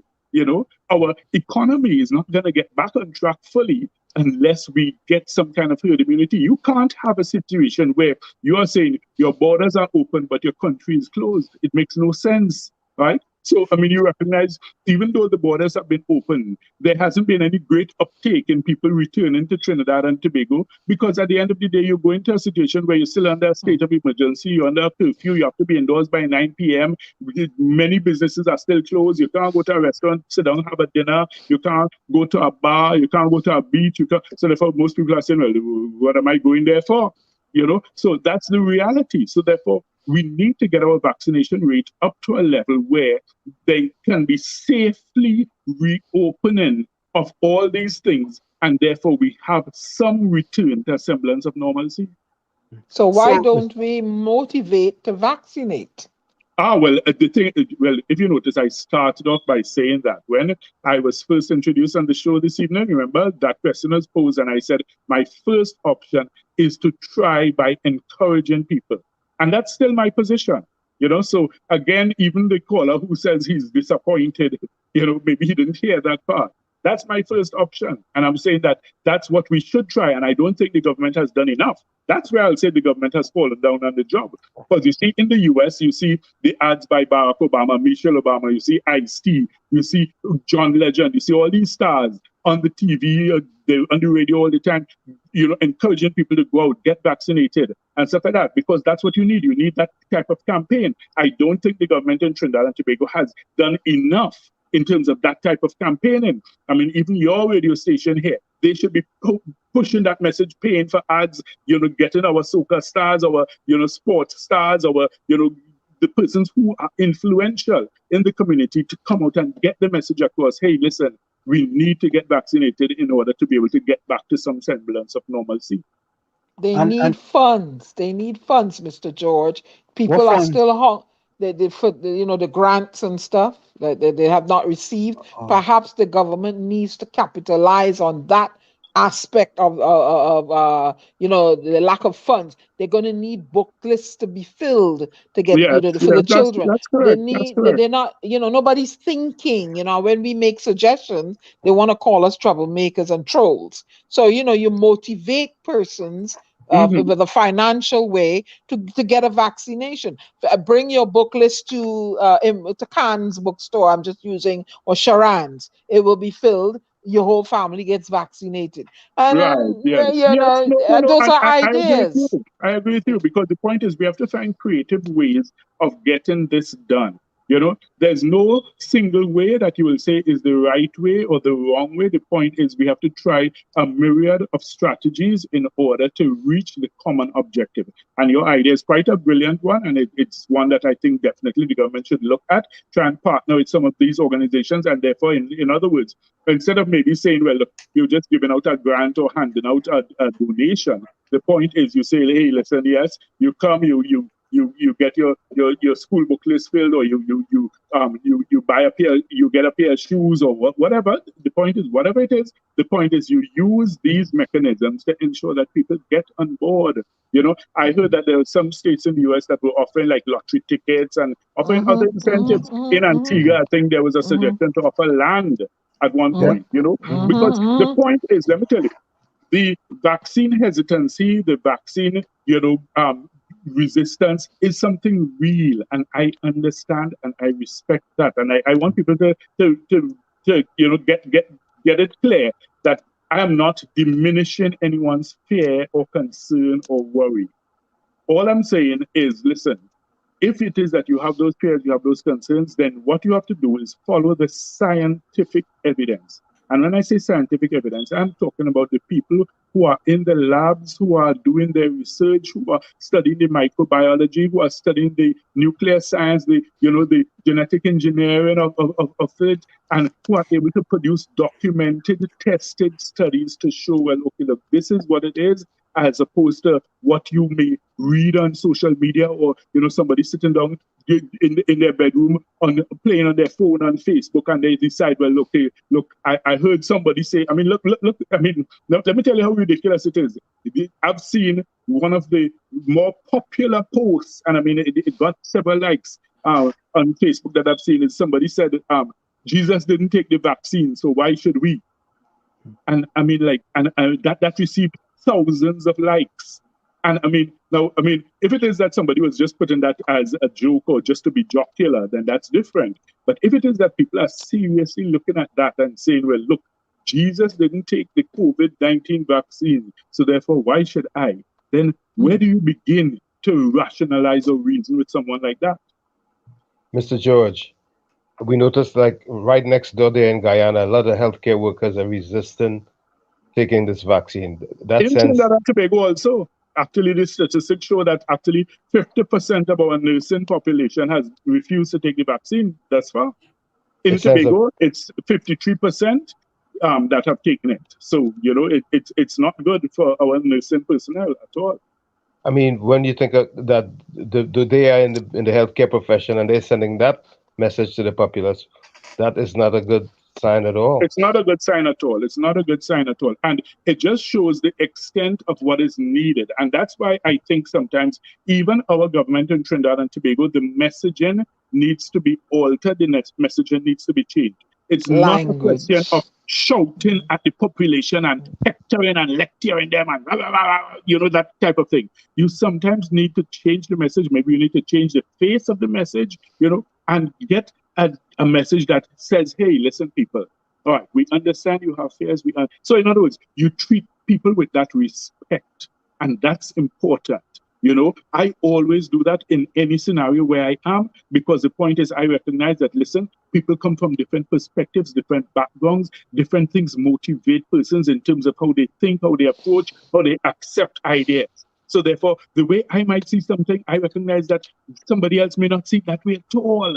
And they may be equally strong in their convictions. So therefore, I have to understand that perspective to start with. So therefore, I can't just come out criticizing and shouting and chastising that person. I have to recognize that, hey, listen, my friend, you clearly believe something totally different.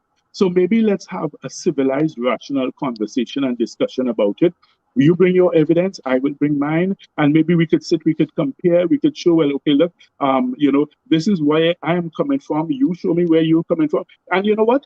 I could actually learn something from you, even though our views may be opposed to each other. And that's something I'll tell you, you know, despite, you know, wherever you go in the world, I mean, and I've traveled the world, I've been everywhere. And one thing I've recognized is that people are people wherever you go. You will find good, you will find bad, you will find indifferent, you will find lazy, stupid, intelligent people in every creed, country, culture, race, everywhere in the world. So we have to understand the fundamental essence of our humanity and tap into that in order to get the message across. Somebody says the vaccine for yellow fever, smallpox, and others was a cure. But this vaccine is not, and we are not living in the 18th century. Well, it's not a matter of living in the 18th century. In fact, that's the reason why this vaccine was developed so quickly, because the fact is our science and our knowledge and our understanding has developed tremendously, right? And in fact, even the smallpox and those other vaccines, they were not cures. Those vaccines were preventative. So that person needs to check their research. Those were preventative. So in other words, you were given those vaccines to prevent you from getting those diseases. When we took our vaccinations as children for smallpox, diphtheria, it's not because we were suffering from those things and we took the vaccines to cure us. We took it to prevent us from getting it. So that clearly, that unfortunately, that those facts are not accurate from what that person said. Another person says, well, vaccines are killing some people, so they're afraid. Well, all right, okay. So the thing is, if it is that is documented fact, then of course that's something that we need to look at. We need to check. We need to see, okay, all right, who has it killed? What are the statistics? What are the numbers? And where has it been shown? I mean, the thing is, I haven't seen anything yet that has produced that information. But of course, if this person has scientific information to prove that, and they can show that, look, as a result of receiving the COVID-19 vaccine, this person was killed, and they have a report which can show that, because that's how you treat the things, you know. You must have, for instance, a forensic scientist report who would be able to say, well, okay, look, as a forensic pathologist, I examined this person and the comorbidities were not the cause of death. Instead, it was simply the fact of the injection of the vaccination that caused it. I have seen no such report. But as I say, if this person does have that information, then I think they should share that with the CDC, because it sounds like something groundbreaking and novel. Another person says people could get emotional. Lives are being lost after vaccines. Well, you see, I think people are getting emotional before, because the thing is, in terms of, if it is that this other person is also trying to suggest that the vaccine has caused deaths, then again, I'm saying they need to bring that evidence. You see, I can't operate on the, basis of fear, suspicion, and rumor mongering. We have to operate on the basis of documented fact and science. And I mean, my background, even though I'm an attorney, my background is science. I'm a scientist at heart. My initial studies were in science. So therefore, I'm always eager to look at the science behind it and say, hey, listen, at the end of the day, we have to follow what we see there in terms of the scientific data. And now that doesn't mean that science is always right. Let's understand that. Okay, so I'm putting that out there, right? Because if you think of it in the past, historically, there were scientists who said the Earth was flat, and they said that the sun went around the Earth. So therefore, the point is, as we evolve our scientific methods and our learning, our knowledge, we develop and we change our understanding of things. And similarly, with the COVID-19 vaccine, nobody is trying to say that it's perfect. It's not perfect, but at the end of the day, it may represent the best possible option at this point that we have. So in other words, until something better comes along, it may be our best option at this point. And the thing is, if it is that, for instance, if your statistics show that, okay, of the persons who are unvaccinated, 99.5% of the people who end up in hospital now. Right, Dr. Fauci said it last week on the television. He said, 100 million of unvaccinated Americans present the greatest health threat to the country, because he says 99.5% of the people who are catching the disease now are the unvaccinated. So therefore, that must tell you something, that there's a greater risk by being unvaccinated than if you're vaccinated. 99.5%. That's a statistic. That's a big figure. And that's why I say we have to look at the science. So I guess that answers the question, what has the vaccine done on a positive note? Because somebody asked that question. Yes, I hope. Because as I always tell people, I say, listen, a man convinced against his will remains unconvinced still. So in other words, even though you may present all the facts, all the knowledge, all the data to someone, if they decide that they don't want to listen to you, or they don't want to hear your message, then generally there's nothing you can do. I mean, even in the Bible, it was said, when Jesus said, there's none so blind as he who won't see. And that's exactly the words that were used. He who won't see. It's not that he who can't see, but he who won't see. So in other words, even in the face of all the evidence. I mean, look, you've seen it in the US here. I mean, look at the people who were planning for, former President Trump's return to power. And they had a date planned, and they said, yes, he's going to reassume office on this date, and they really believed it. Look at those who believed the election was stolen. You have more than 70 million people who believe that the election was stolen and that he was robbed, and and they in the face of everything, they believe it. However, remember the lawsuit that is pending now against Rudy Giuliani and others, where it's a $1 billion lawsuit by the persons who conducted the elections through the voting machines, because they said, listen, our voting machines were accurate, they were correct and stuff like that. And by persons like Rudy Giuliani, going out there and saying that, look, it was, rigged and the votes were fraudulent, etc. It damages our credibility. So now they are facing that kind of backlash. They are facing that. And that's a great point. Someone says, my husband took the vaccine and is experiencing chest pain after he took the 2 jabs. When he tried to get up, he basically passed out, and now going on 2 months, he's still getting chest pain. Okay, so then in that case, then, I mean, first of all, he should not be lying down just taking the chest pains. He should be at his doctor, at the health center, at the local clinic, letting them investigate and find out what is the cause of it, what has triggered this, whether it is directly as a result of the vaccine or whether it is as a result of some underlying condition that he may have had.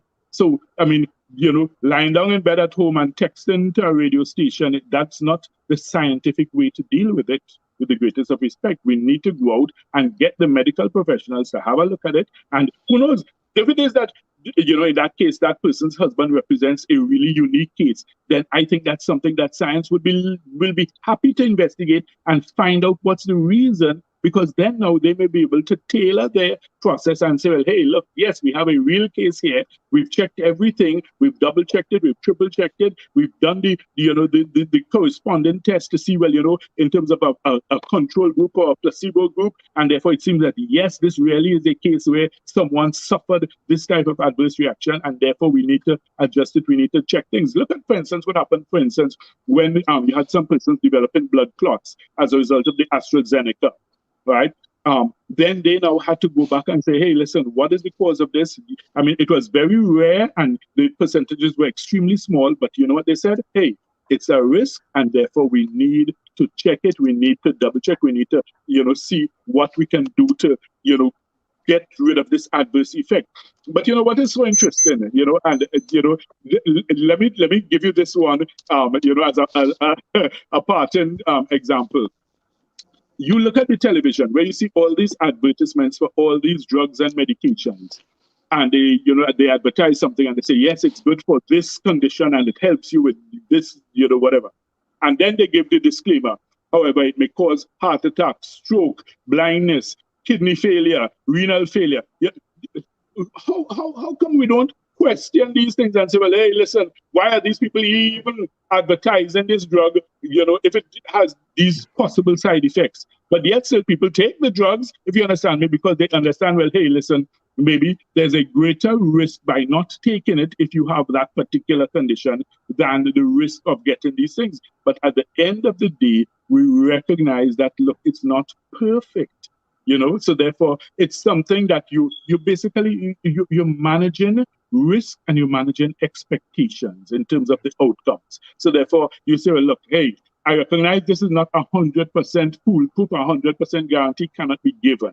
And that's fine because you understand that, look, it's man-made, it's something that is prone to possible failure. But on the plus side, you look at it and you say, look, the risk, if the risk is that it's 99.5% effective, then for 0.005%, do I want to be in that risk group? You know, another way of looking at it, for instance, you're on an airplane and the plane is about to crash and the pilot says, listen, I'm handing out parachutes to all the passengers. And you are there sitting and you are grumbling and complaining and saying, well, I don't like this parachute. I don't like the color. I want a red one. How come other people get blue and I get a red one? Or I don't like the manufacturer of this parachute. I don't know who made it. I don't know what they put in this parachute when they were making it. Really? Would you rather jump out the plane without the parachute or with it? Let's be realistic. And that's basically what it is. You know, it's not guaranteed that it's perfect. It's not guaranteed that it's fail-safe, but you'd rather have the parachute when you're jumping out of the plane than not have any at all. So, Mr.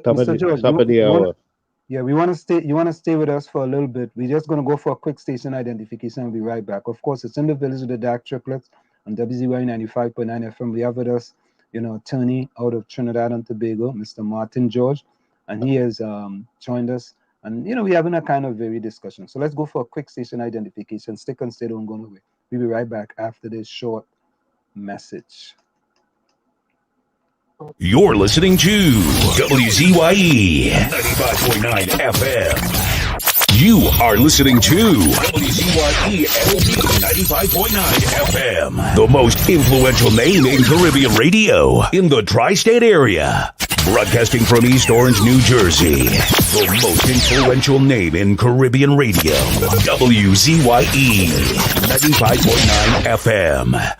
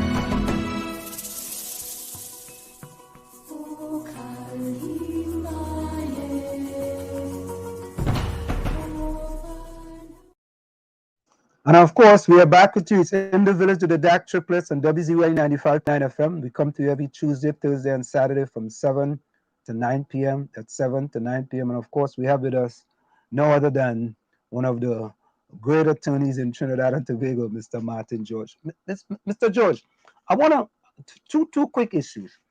I think one thing that people are kind of scared about the vaccine is because of the Tuskegee syphilis study, right? But what happened during that study? And the second thing is that the government always said let's follow the science, but there was a science to lock out exile and stranded citizens that really wasn't a science, because you lock out exile and stranded citizens, and when the most vicious variant, right, is coming to the country, didn't reach yet, right, the Delta variant, you open up the country. So if you are following a science, that don't make any sense to me. So how do you address those two issues?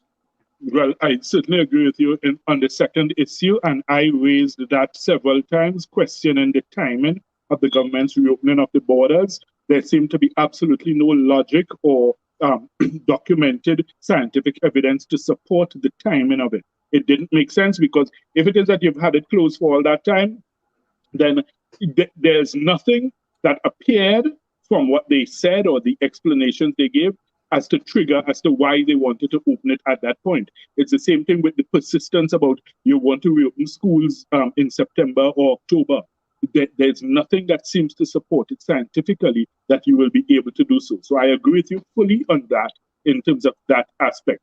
As regards the Tuskegee experiment, again, that is something that is fully understandable in terms of the fear and the hesitancy in terms of particularly the Afro-American population, because they were used as guinea pigs. They were used in a way, in one of the most vicious and cruel ways in society. And actually, I think that it's an issue that ought still to be canvassed and discussed, that there ought to be some sort of reparation or compensation for what was done there, because this was a government project. So in other words, you had basically your government plotting against you and using you in that way, deliberately injecting you with the disease under the guise of trying to cure you or protect you. So therefore, that's something, and I know those scars run really deep within the Afro-American population, and therefore they are definitely, vaccine hesitant, vaccine resistant, just from that memory.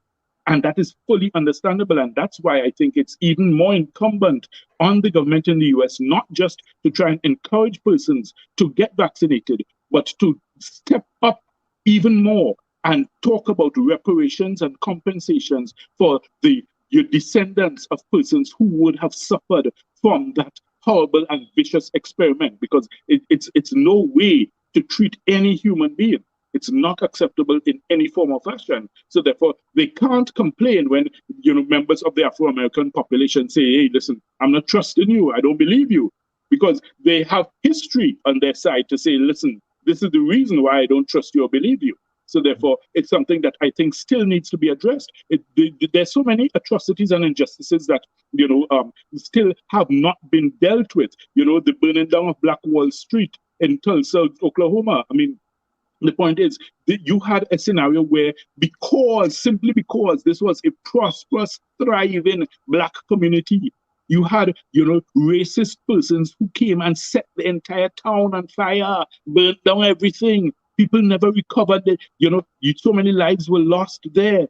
You know, so the point is, America has a very dark past and dark history in terms of these types of atrocities, and therefore they need to come face to face with confronting that reality and dealing with it. And as I say, not just by lip service, but by actually making reparations. Because if you check the history of the Black Wall Street experience, there was a commission of inquiry, and as a result of that, it was recommended that reparations be paid. And in what the government instead did, they decided they're going to give a medal. Who wants a medal at that point? A medal for what? To say what? What the hell does a medal do in those circumstances where you would have lost family members, you would have lost, your loved ones, you would have lost your business, your savings, your income? What does a medal do in those circumstances? So America still has a lot of reckoning to do in terms of, confronting that dark past and ensuring that they get people to understand that, look, hey, we are leveling the playing field and making it equal for all of us in the US for citizens regardless of color, creed, or race. I have a question, Mr. George.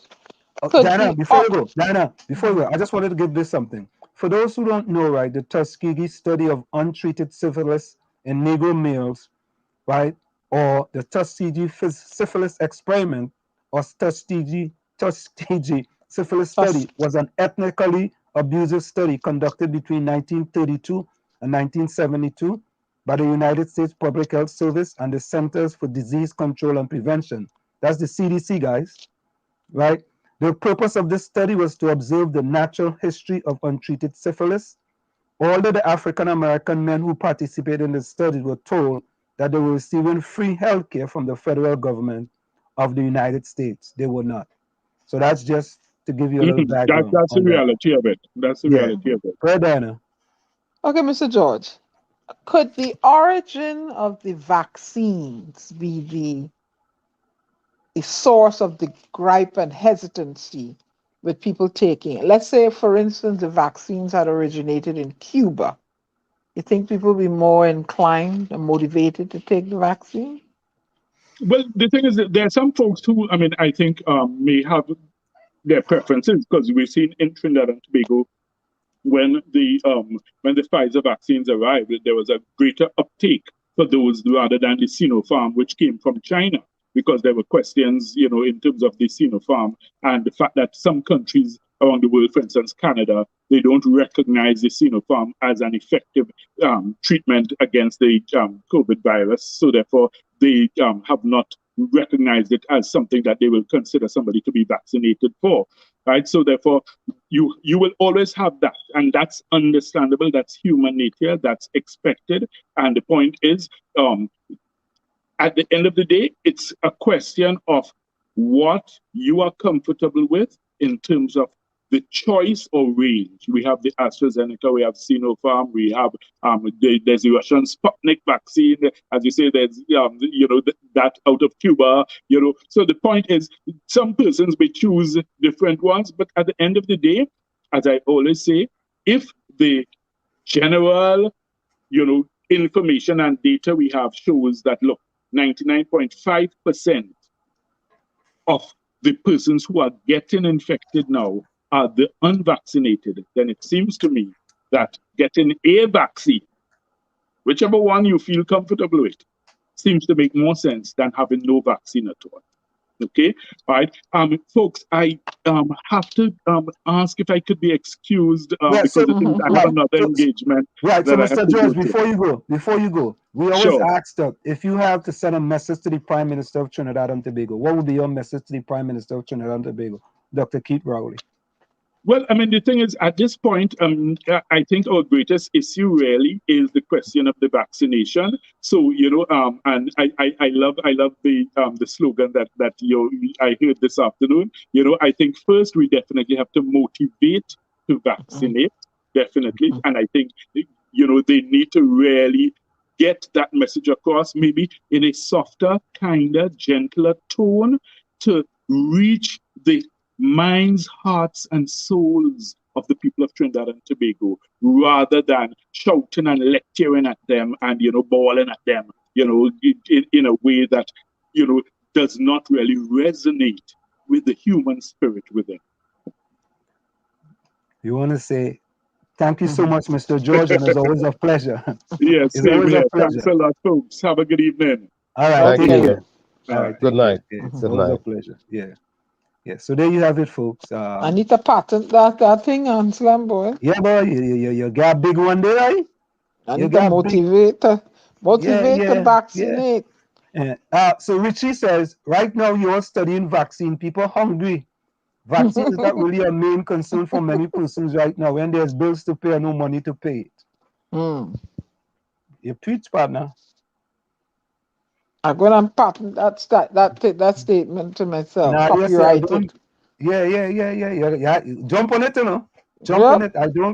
I don't give some people to be afraid because what they're hearing about the vaccine. Carissa, what if children have side effects in the future? Right? They make another vaccine for that. Ulrich said, Mr. George, you are sounding like one of the people from the Go Along, Get Along gang. I know people who died after taking the vaccine. And stop giving up all things. Stick to the vaccine issue. CV says, all you're cruel, boy. CV says, you're not making any sense. Nah, you make a lot of sense, man. Rowley says, I feel... Rowley says, I was going to ask him that. Rowley says, I feel it's a goat weed. It's honey goat weed, Rowley. Oh, no. It's honey goat weed in that vaccine, Hey, half-ripe. I think half-ripe New Year, half-ripe was here before. Huh? He knew. I had to threaten him with some licks. He was misbehaving. Oh, it's so like somebody already come and chasing him to half-ripe. Hey, half-ripe, where you joining us from? We already have your brother whole ripe in here. No, your brother force ripe. Right? So half-ripe come now. Your Mad Dog say $18 billion unaccounted for. Alice say, no, Mr. George, you're wrong. Stick to law. You're not a medical professional. Oh, all ain't easy, boy. We got Mahfouz Aziz. He's new. He sure he's new, right? I feel no. I feel must cheese stick have a double thing, Everybody say hello to Mahfouz. Where you from, Mahfouz? Hey, Mahfouz, welcome to the village. Yeah.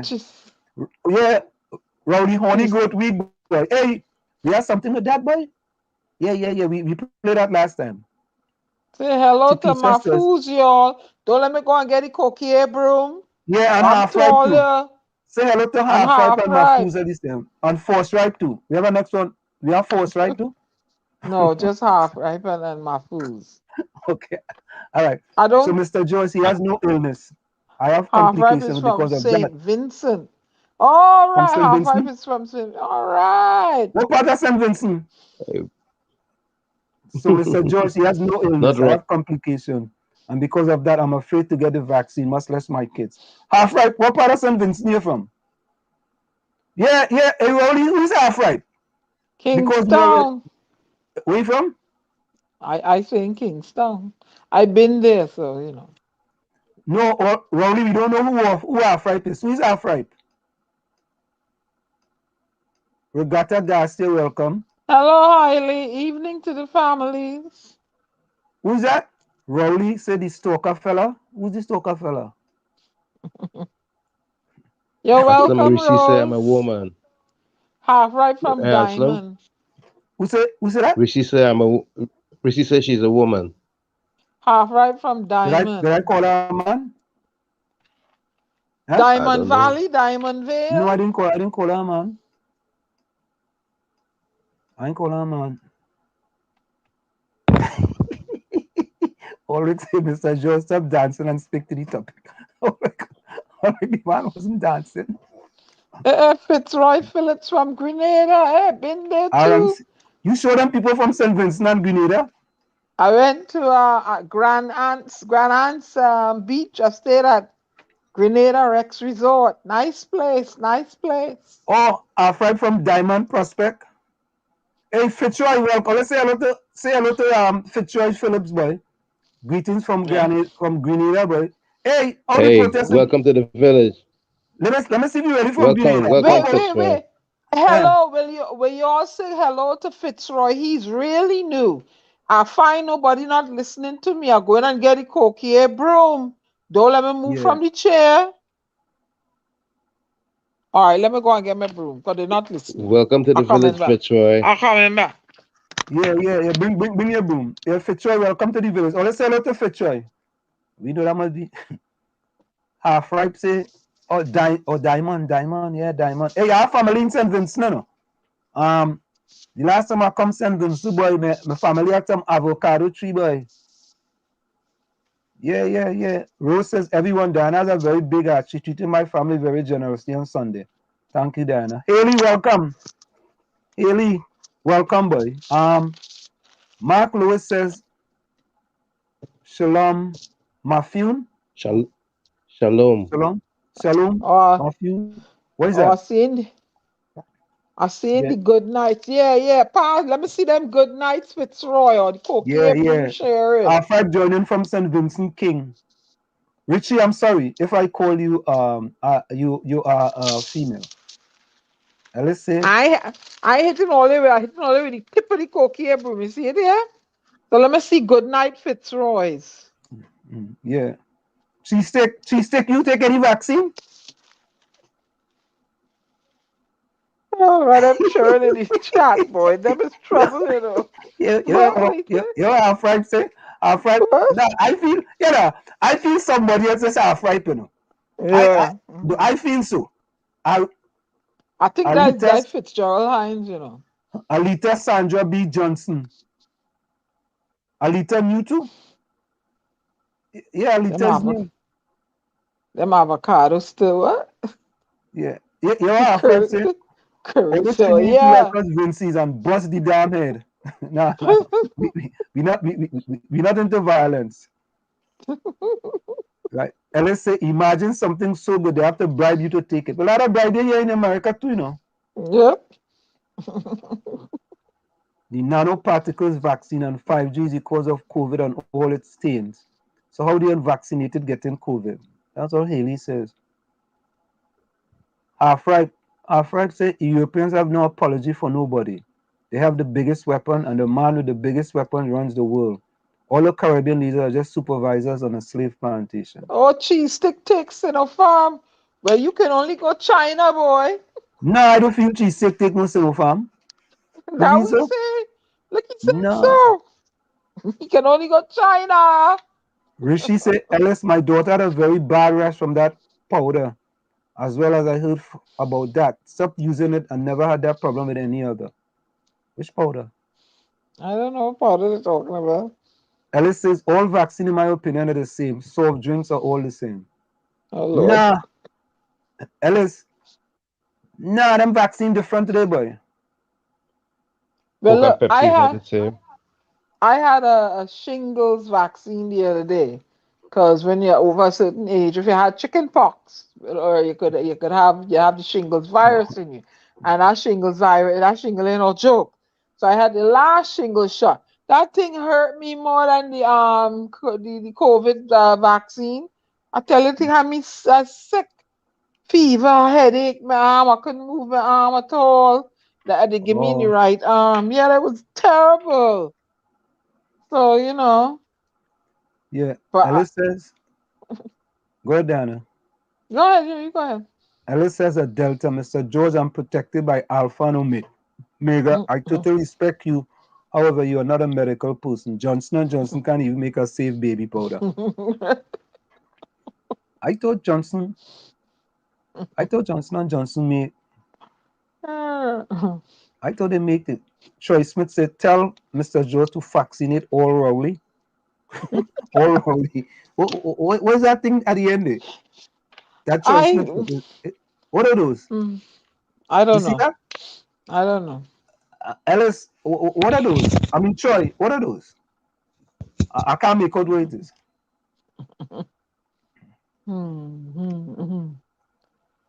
Oh dear. Wait. you wouldn't believe who inside, Diana. He come in earlier, but we missed him. You wouldn't believe who. Gary? No, the fella like little Jack Horner to sit in the corner. Oh Lord. Yeah, what he say? Yeah, what he come with? Whenever he come in, he just come in with a bang. Yeah, what he come. We Second time face. Second time they bring this nut case in the program. That's Ron the MC. Ron, welcome.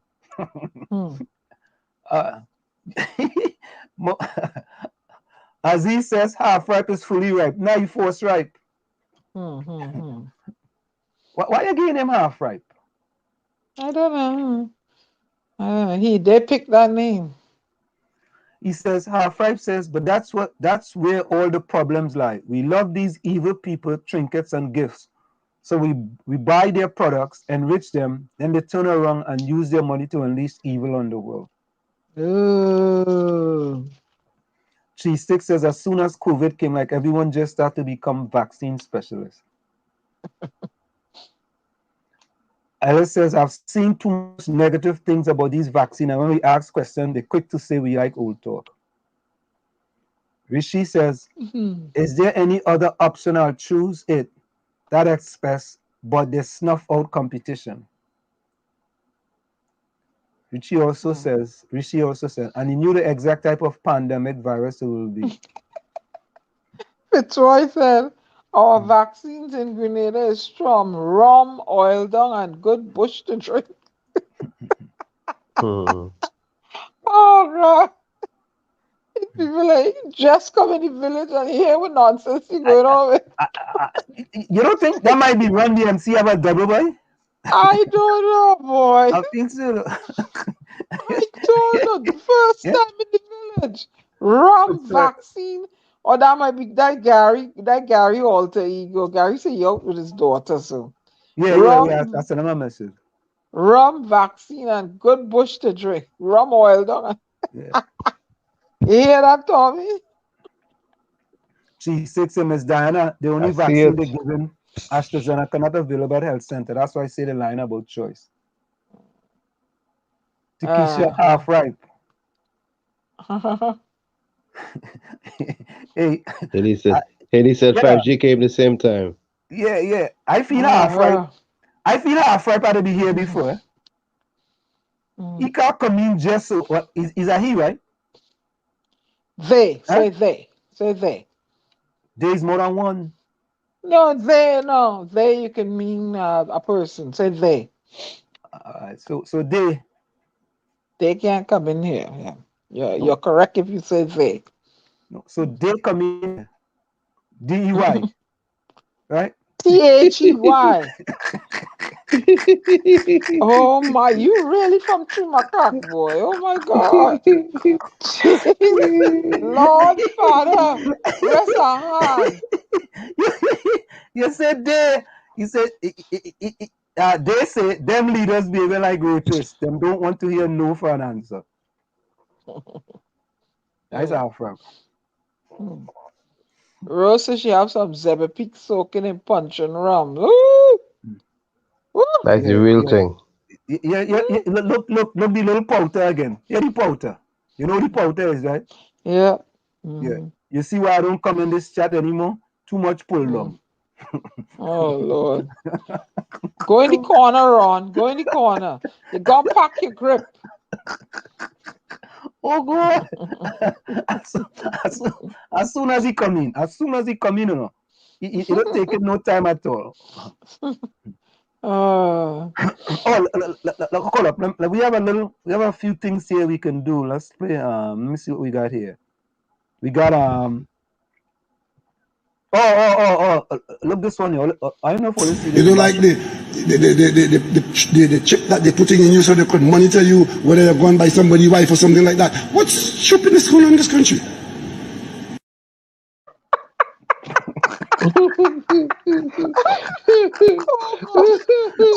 You don't like the the chip that they're putting in you so they could monitor you whether you're gone by somebody's wife or something like that. What's stupidness going on in this country?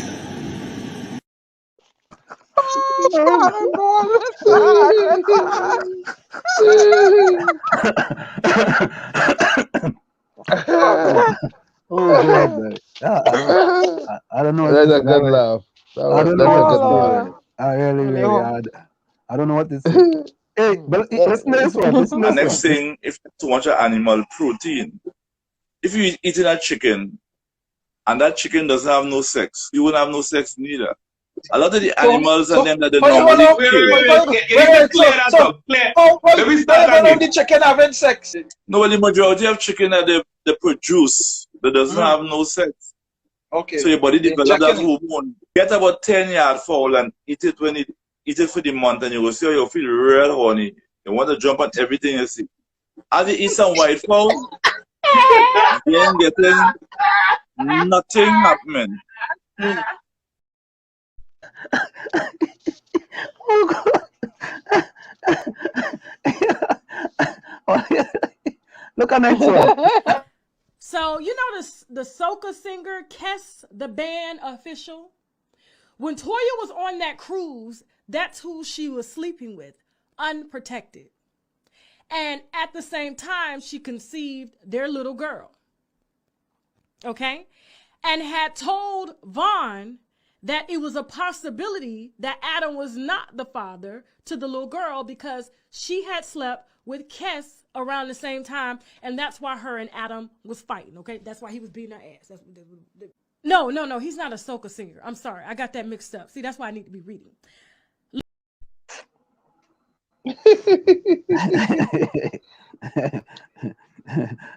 Later on, somebody said in her ear, he is a soca singer. She turned around and said, "Oh, I'm sorry." You don't like the chip that they're putting in you so they could monitor you whether you're gone by somebody's wife or something like that. What's stupidness going on in this country?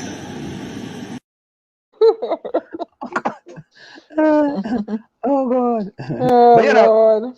we had good news today. Prime Minister Dr. 𝗲𝗏𝗀𝗆 says it's no secret that this country has tried and failed with diversification over the years.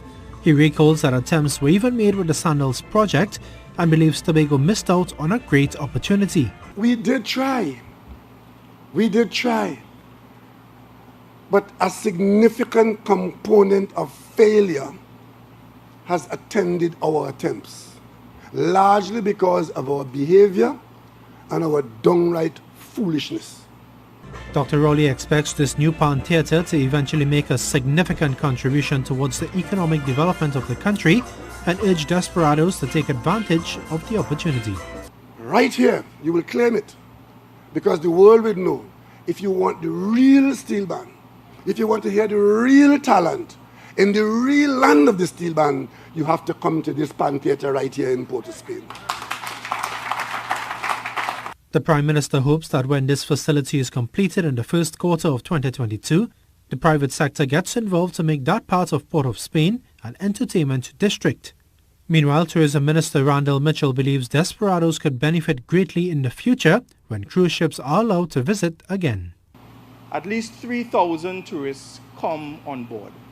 And that's 3,000 opportunities for despas to welcome each and every one of them earning some foreign exchange into this Pan Theatre facility. That's a good thing. Desperados finally gonna have a home. But here, yeah, but here the bad side of that. Everybody in Tobago barefoot. They had no sandals. Oh Lord! Yeah, well, they spend $500 million on the Red House, you know. But you ain't get the joke. You slow it on, Sam. No, I get it. Oh God, he's slowing up, Tommy. No, I get it. Yeah. What did I say? You say that while people in Tobago barefoot wearing sandals. Oh Lord. That's not what you said? Lord. No, She said they had no sandals on their foot. They had no sandals. That way everybody in Tobago barefoot. Oh, Father, rest her hand. No. So you're saying that they shouldn't spend money on that, right? That's what you're saying. Oh, Oh Father, no. Mrs. Gee. LeBon, Mrs. No, LeBon, I save missed it. me. I missed it. What is it? I missed it. Yeah. She's I missed Sand. it. Okay, let me start. Move Oh, on. Sanders. All right. Move on. Move on. Yeah, you got me. You get me. So you know the Prime Minister had very low ratings, and he said you have no idea the things he have to do and so on and so forth. All right. I could tell him, you need to be a leader. You need to share. You need to adjust your sails. Adjust your sails. That's what you need to do. And you know, I don't know, but I feel something wrong with this senior counselor. I don't like how he face looking anyway. The man said charge parents who refuse to vaccinate children. He looking kind of off. So yeah, if I don't have no money, right, and I have 4 kids, and you charge me, we're gonna pay the money. What pay the money with? They gonna lock you up. Tell the kids to get the vaccine. Yeah. Yeah. Right, Tommy. Yeah. Send them to get the vaccine instead of being locked up, right? Mm-hmm. Correct. All right. Yeah. That correct is right. So he look kind of. He ain't all together. So here, this is what you do. This is what you get when you stay loyal to your party, right?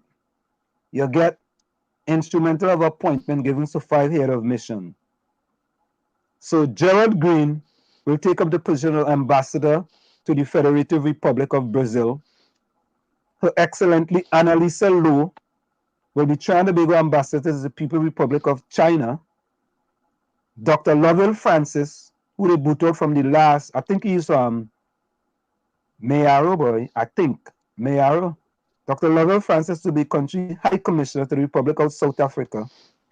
And His Excellency Vishnu Danpal will be Trinidad and Tobago High Commissioner to the United Kingdom of Great Britain and Northern Ireland.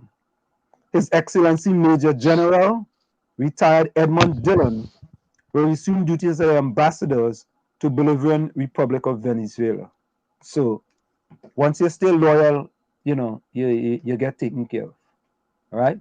And that's all. But that Venezuelan answer them, that Venezuelan appointment seems like a punishment. No boy. Them fellas just live good, you know. Them just live good, boy. Punishment. Them living the best. Yeah, I mean, them living in the suburbs of Venezuela. Them are driving all kind of thing, you know. Yeah. I agree, but Venezuela is a volatile place. Yeah, but nah, man, them safe, man. Them safe. You safe. I wouldn't want no walk in Venezuela, not me. Yeah, I not know. volatile, slippery slope. Nope. At this time, Nope. No, I don't treasure that. Nope. Yeah, so New Zealand entered a strict lockdown again for 3 days after finding 1 case of COVID-19. 1 case, you know. And they locked down again, by what, you know? Oh, and you know, I was contemplating going there because I was wanted to go to New Zealand, Australia. And I said, oh Lord, I would get catch down there. Yeah, 1 case, boy, and barracks. All you know, TNT wants Gary again, right? Oh yeah. All you, no, not our Gary. Gary. Gigi. They the one thing, boy. But it have a scandal with Gary Griffith. His lawyer. Right. Unpleasurable cruise. You partner on a cruise, you know. A 45 footer. And something happened on that yacht, boy. Yeah, boy. So you had to send them on leave, boy. You man go on and leave, yes? You think them easy? They have it good, you know. And Baslam, you hear the name of the yacht? KNOT, guilty. Oh, not guilty? That's a good one. That's a very good one. All you coming to Trinidad sooner? I'm coming to Trinidad sooner. Fake counterfeit vaccination cards, boy. Lord, Father God. It's in Memphis already. But you hear the charge for doing that. Oh, you charge $1 million? Jail time, man. Serious jail time. Oh, this is the one I was supposed to put up yesterday. I think I put this up, man. The one with, 6 feet apart, and 30 minutes later, everybody in the plane. Yeah, so kind of stupid.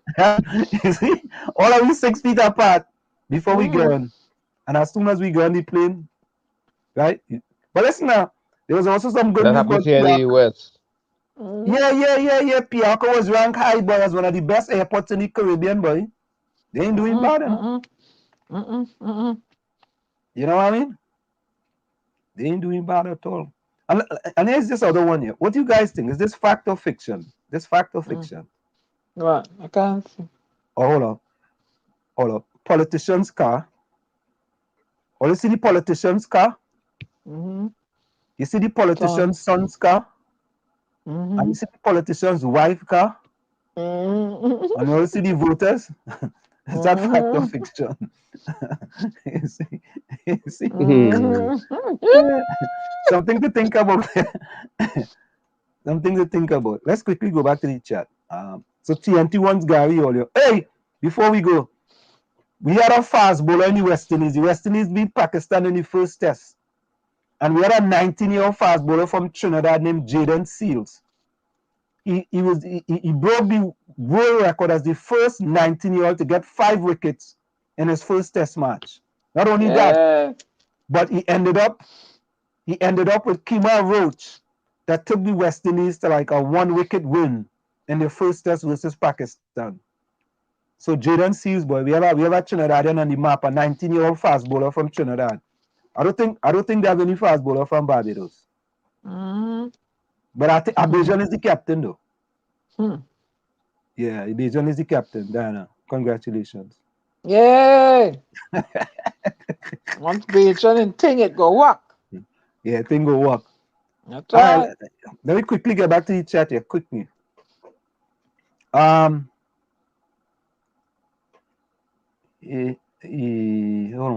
on. Wait. Mark Louis said what? 16.7% of 1.4 million Trinidadians and Tobagonians are carded for termination by 2025. Oh, Lord. But people are going to die anyway, Mark Louis. You die by, natural causes and accidents and illness. So, Yeah, Rose, we don't know now, but maybe I go send crime and Lana. all that. We go send Lana a message. Ellis said Moruga. Oh, yeah. Lovell Francis from Moruga. Yeah. Ellis, thanks.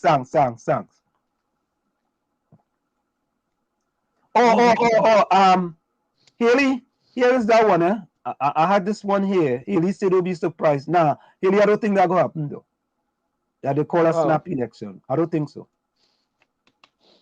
Canada's Prime Minister, Justin Trudeau, has called a snap election, gambling that voters will reward his administration's handling of the coronavirus pandemic with a parliamentary majority as he pulls the plug on a 2-year minority government. On Sunday morning, Trudeau met with Governor-General Mary Simon to request she dissolve Parliament, a request she approved. The decisions your government makes right now will define the future your kids and grandkids will grow up in, Trudeau told reporters after meeting with Simon. So in this pivotal, consequential moment, who wouldn't want to say? For the last 2 years, Trudeau has relied on opposition parties, largely the left-wing New Democratic Party, NDP, to pass legislation, a budget and emergency coronavirus spending. In recent months, however, he has accused opposition parties of delaying the passage of legislation. With world-leading vaccination rates and an improved outlook for the country's economy, Trudeau sees an opportunity to win back the majority that voters denied him in 2019. In sending Canadians to the polls, Trudeau is hoping to capitalize on the success of provincial leaders in recent elections. In all cases, voters have rewarded incumbent provincial governments with legislative majorities.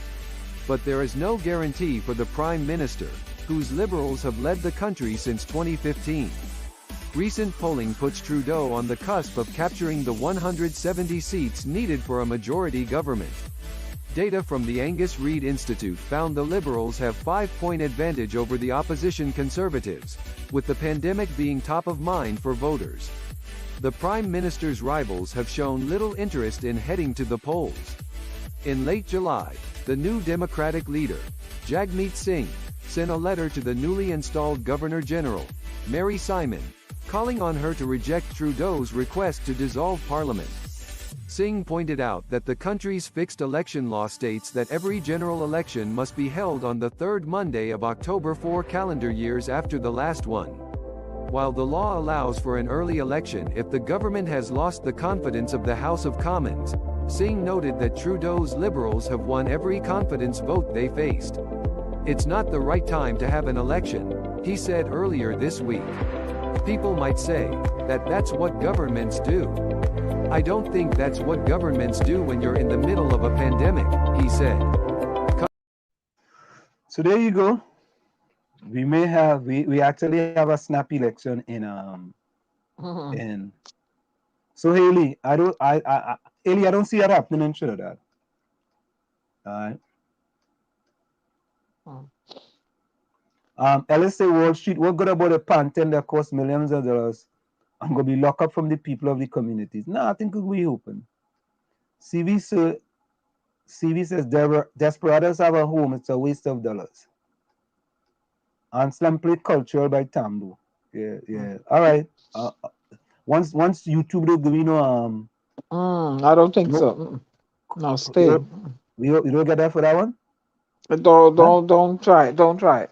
Yeah, but YouTube giving us copyright infringement these days, boy. Ellis says, what good about that pioneer, brother Wall Street? Well, listen, they spent $500 million on the White House, right? They spent close to $1 billion on President's house, the Prime Minister house, in Tobago, right? All of the things that people deserve that? Huh? Desperados, it's a shame what's taking place. You know, Anselm, I would hope that they would prepare, the Desperados people would prepare properly for it by having good memorabilia to be sold when tourists come and other local products to make money. They're going to need help with that. You want to go help them, Anselm? You know what? To be honest with you, I was talking to the captain of the band. I don't know if they're ready.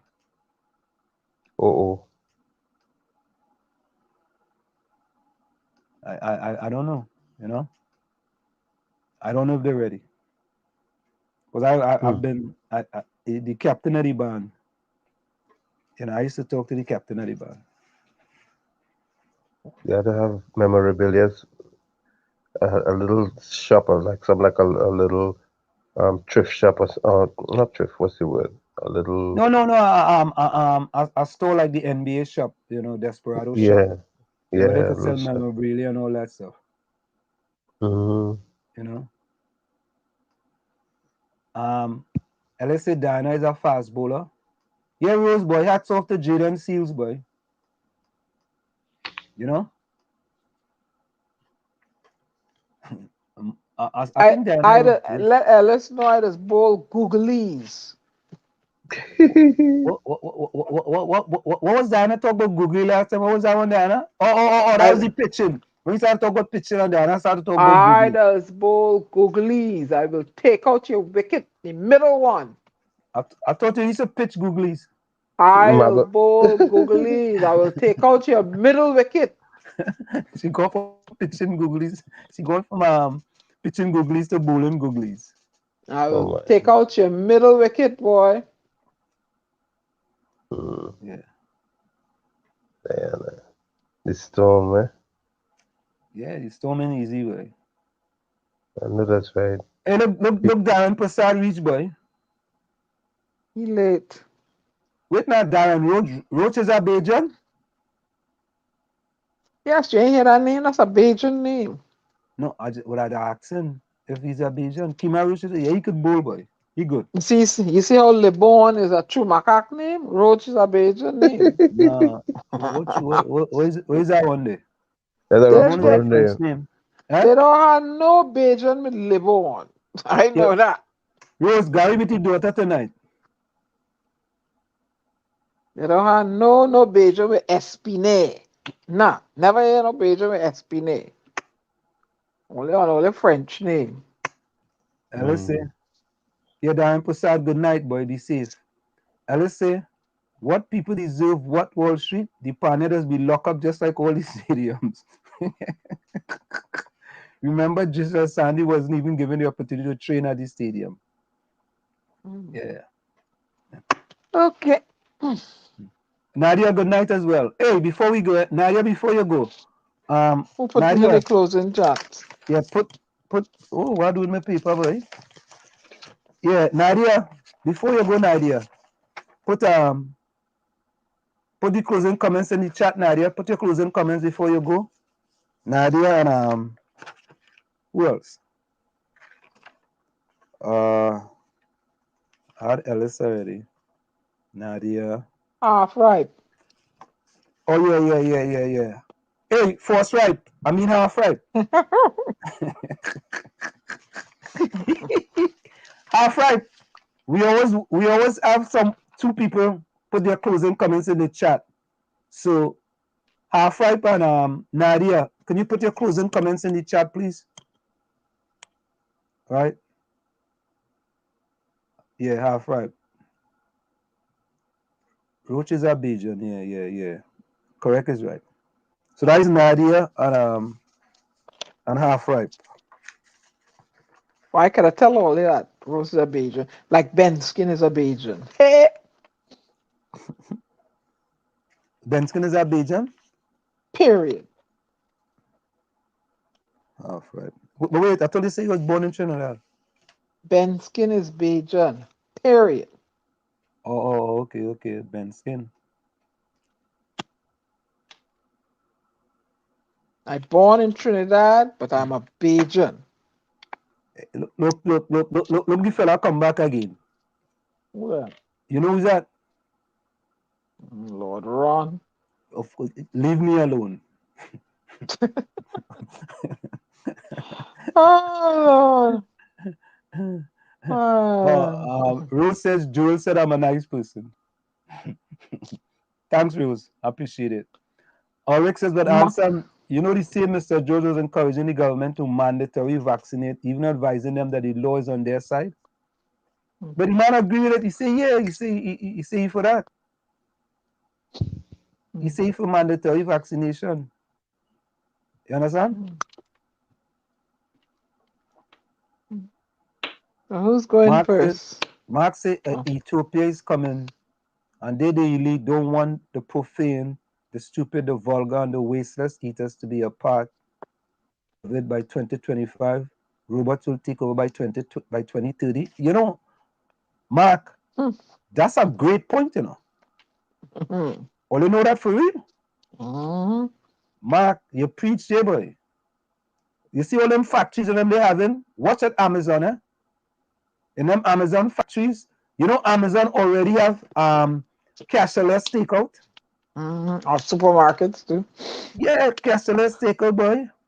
And there's a book called The Time Machine by E.M. Foster. And the premise of the book is human beings are trapped underground and machines are running above and running the world. And in order for human beings to be promoted and elevated above ground through a pod, you have to execute and pass certain tasks.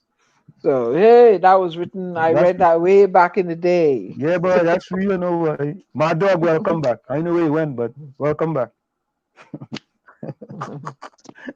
My dog says I'm back. Hey, Two people I see all yet, Nadia and Half Ripe. Or you're supposed to put all your closing comments in the chat. Ron, not you, eh? You know, you always put the closing comments in the chat. Even you tell them it's not he. Look, Half Ripe. What Half Ripe put? Yeah. All right, Half Ripe. Look at Ron. I told you. Just before I say it, you know. He said, read The Way Ahead by Bill Gates. Hey, yeah. All you should read The Power of Positive Thinking by Norman Vincent Peale and The Magic of Thinking Big by Dr. David Schwartz. The Power of Positive Thinking by Norman Vincent Peale and The Magic of Thinking Big by Dr. David Schwartz. And if you have another time, read Mindset by Dr. Carol Dweck. It talks about most humans have either a fixed or a growth mindset. So we need to actually read those two books. Ulrich says, Axel, you could go in the pulpit. You started off the show preaching. I thought it was in a church for Ulrich, that's why you're from Chumakak. Ulrich must used to go to Lady of Fatima church, you know. Only know I used to go to that Catholic church up the hill up in Navantil, Lady of Fatima. And Diana, what religion you grew up as? Just asking.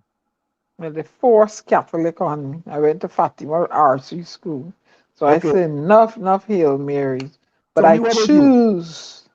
Will you answer my question? Go ahead. Sorry, go ahead.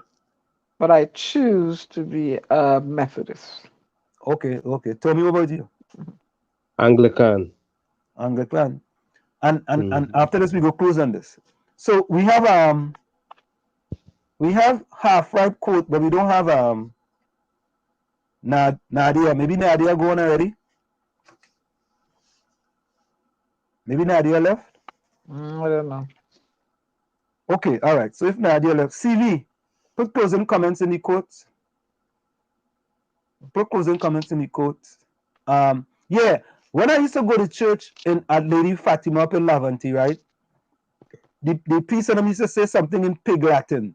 They said like, Omnes Communis Dominus. Everybody say, Amen. You don't know if the priest cussing your mother, your father, but we just used to say Amen. Right? I mean, we don't know what language it was Latin, right? We don't even know what he was saying, but we know we had to say Amen. Imagine that. When I look back at these things, yeah.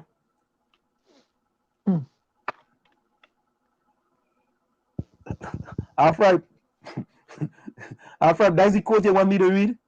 Diana, look at that quote from Half Ripe. I don't know.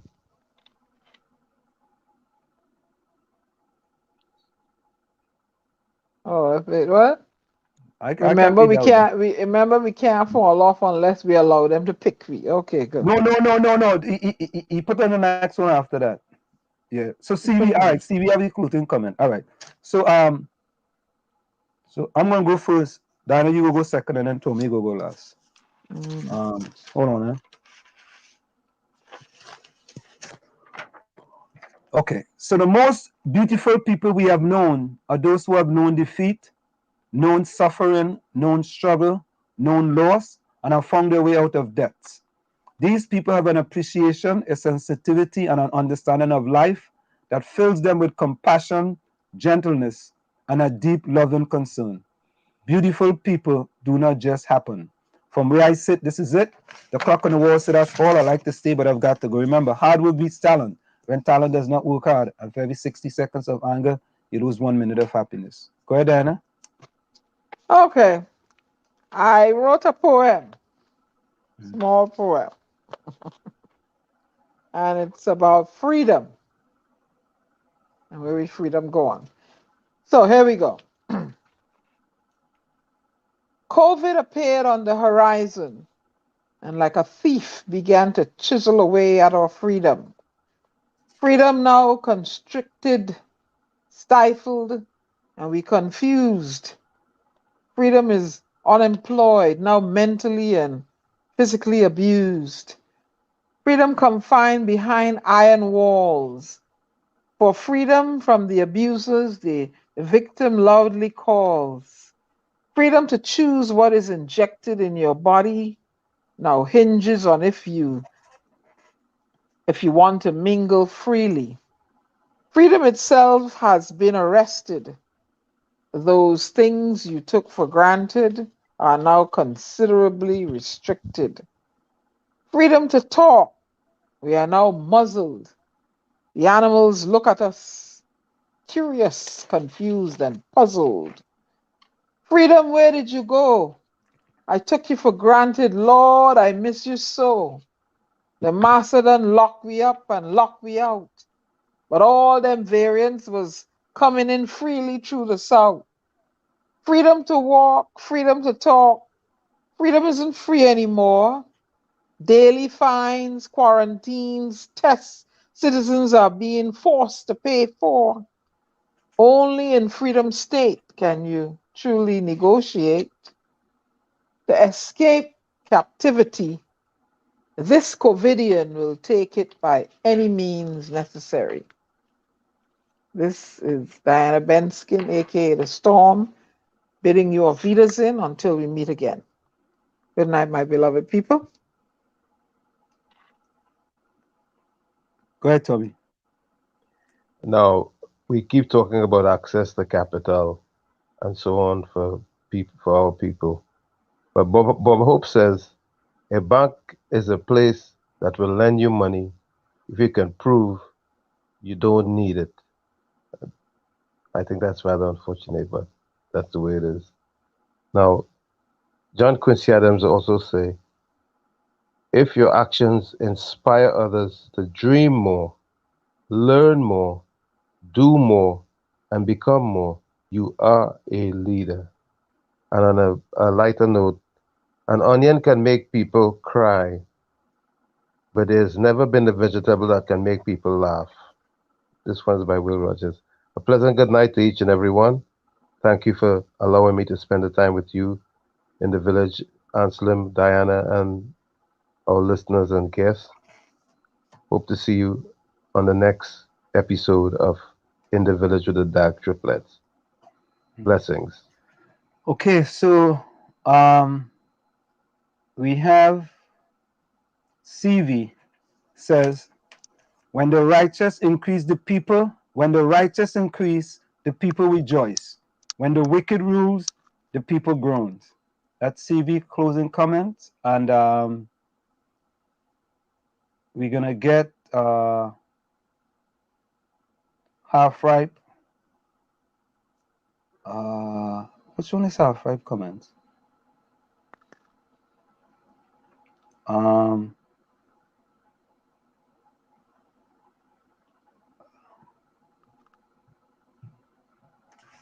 Okay, half ripe. I'm trying to get your comments here. Okay, folks, hold on. I'm getting half ripe comments. So half ripe says, remember, we can't fall off unless we allow them to pick we. Right? So I hope. Yeah. That's his comment. And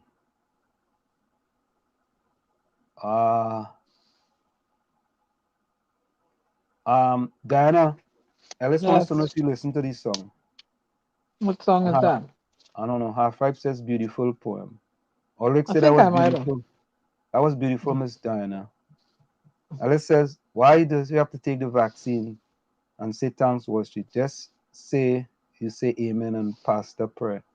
Yeah, I took the vaccine. All right, folks. So, of course, we thank you, all of you, for joining us. Thanks to all of you for joining us. And what are we gonna go with tonight? I gotta tell all that, Diana, we get YouTube give us 2 strike, boy. Nadia, come back. Nadia, put closing comments in the chat. Nadia, put your closing comments in the chat so we could actually read your closing comments of it. We get 2 strike on YouTube for using certain things, even though I put what you told me to put. Thanks to all of you. Yeah. So that means you have 1 more strike left? No, not really. Now, but so we just stick to the songs that we play. That's it. Yeah. The ones we know that they don't sanction us for. Yeah. I'm gonna play this one.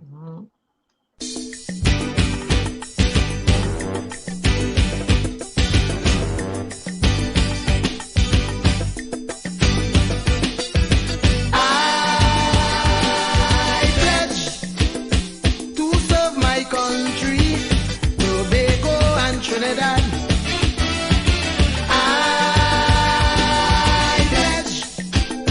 Now that she needs me, I will work hard. I pledge to serve my country, to give her a brand new start. I pledge my love for tea and tea with all my heart. Yeah, boom, shogolo, bongo, dong.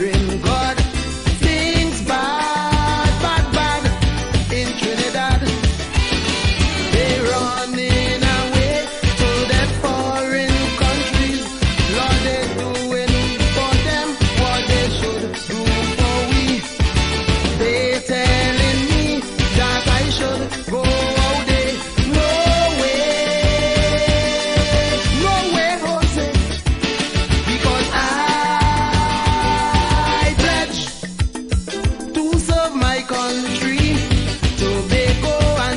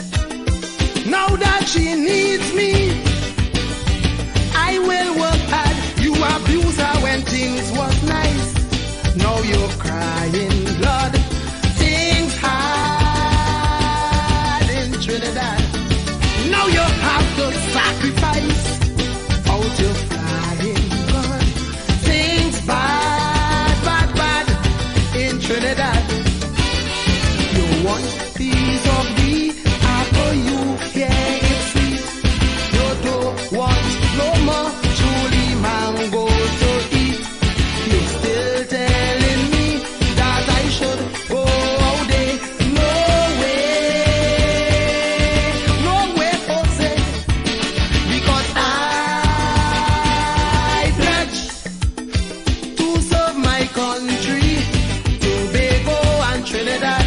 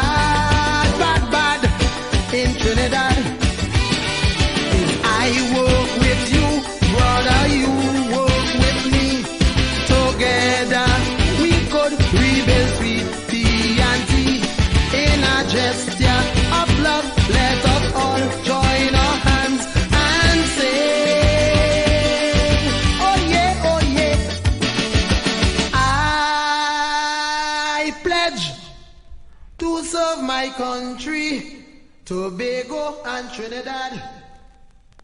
I pledge, now that she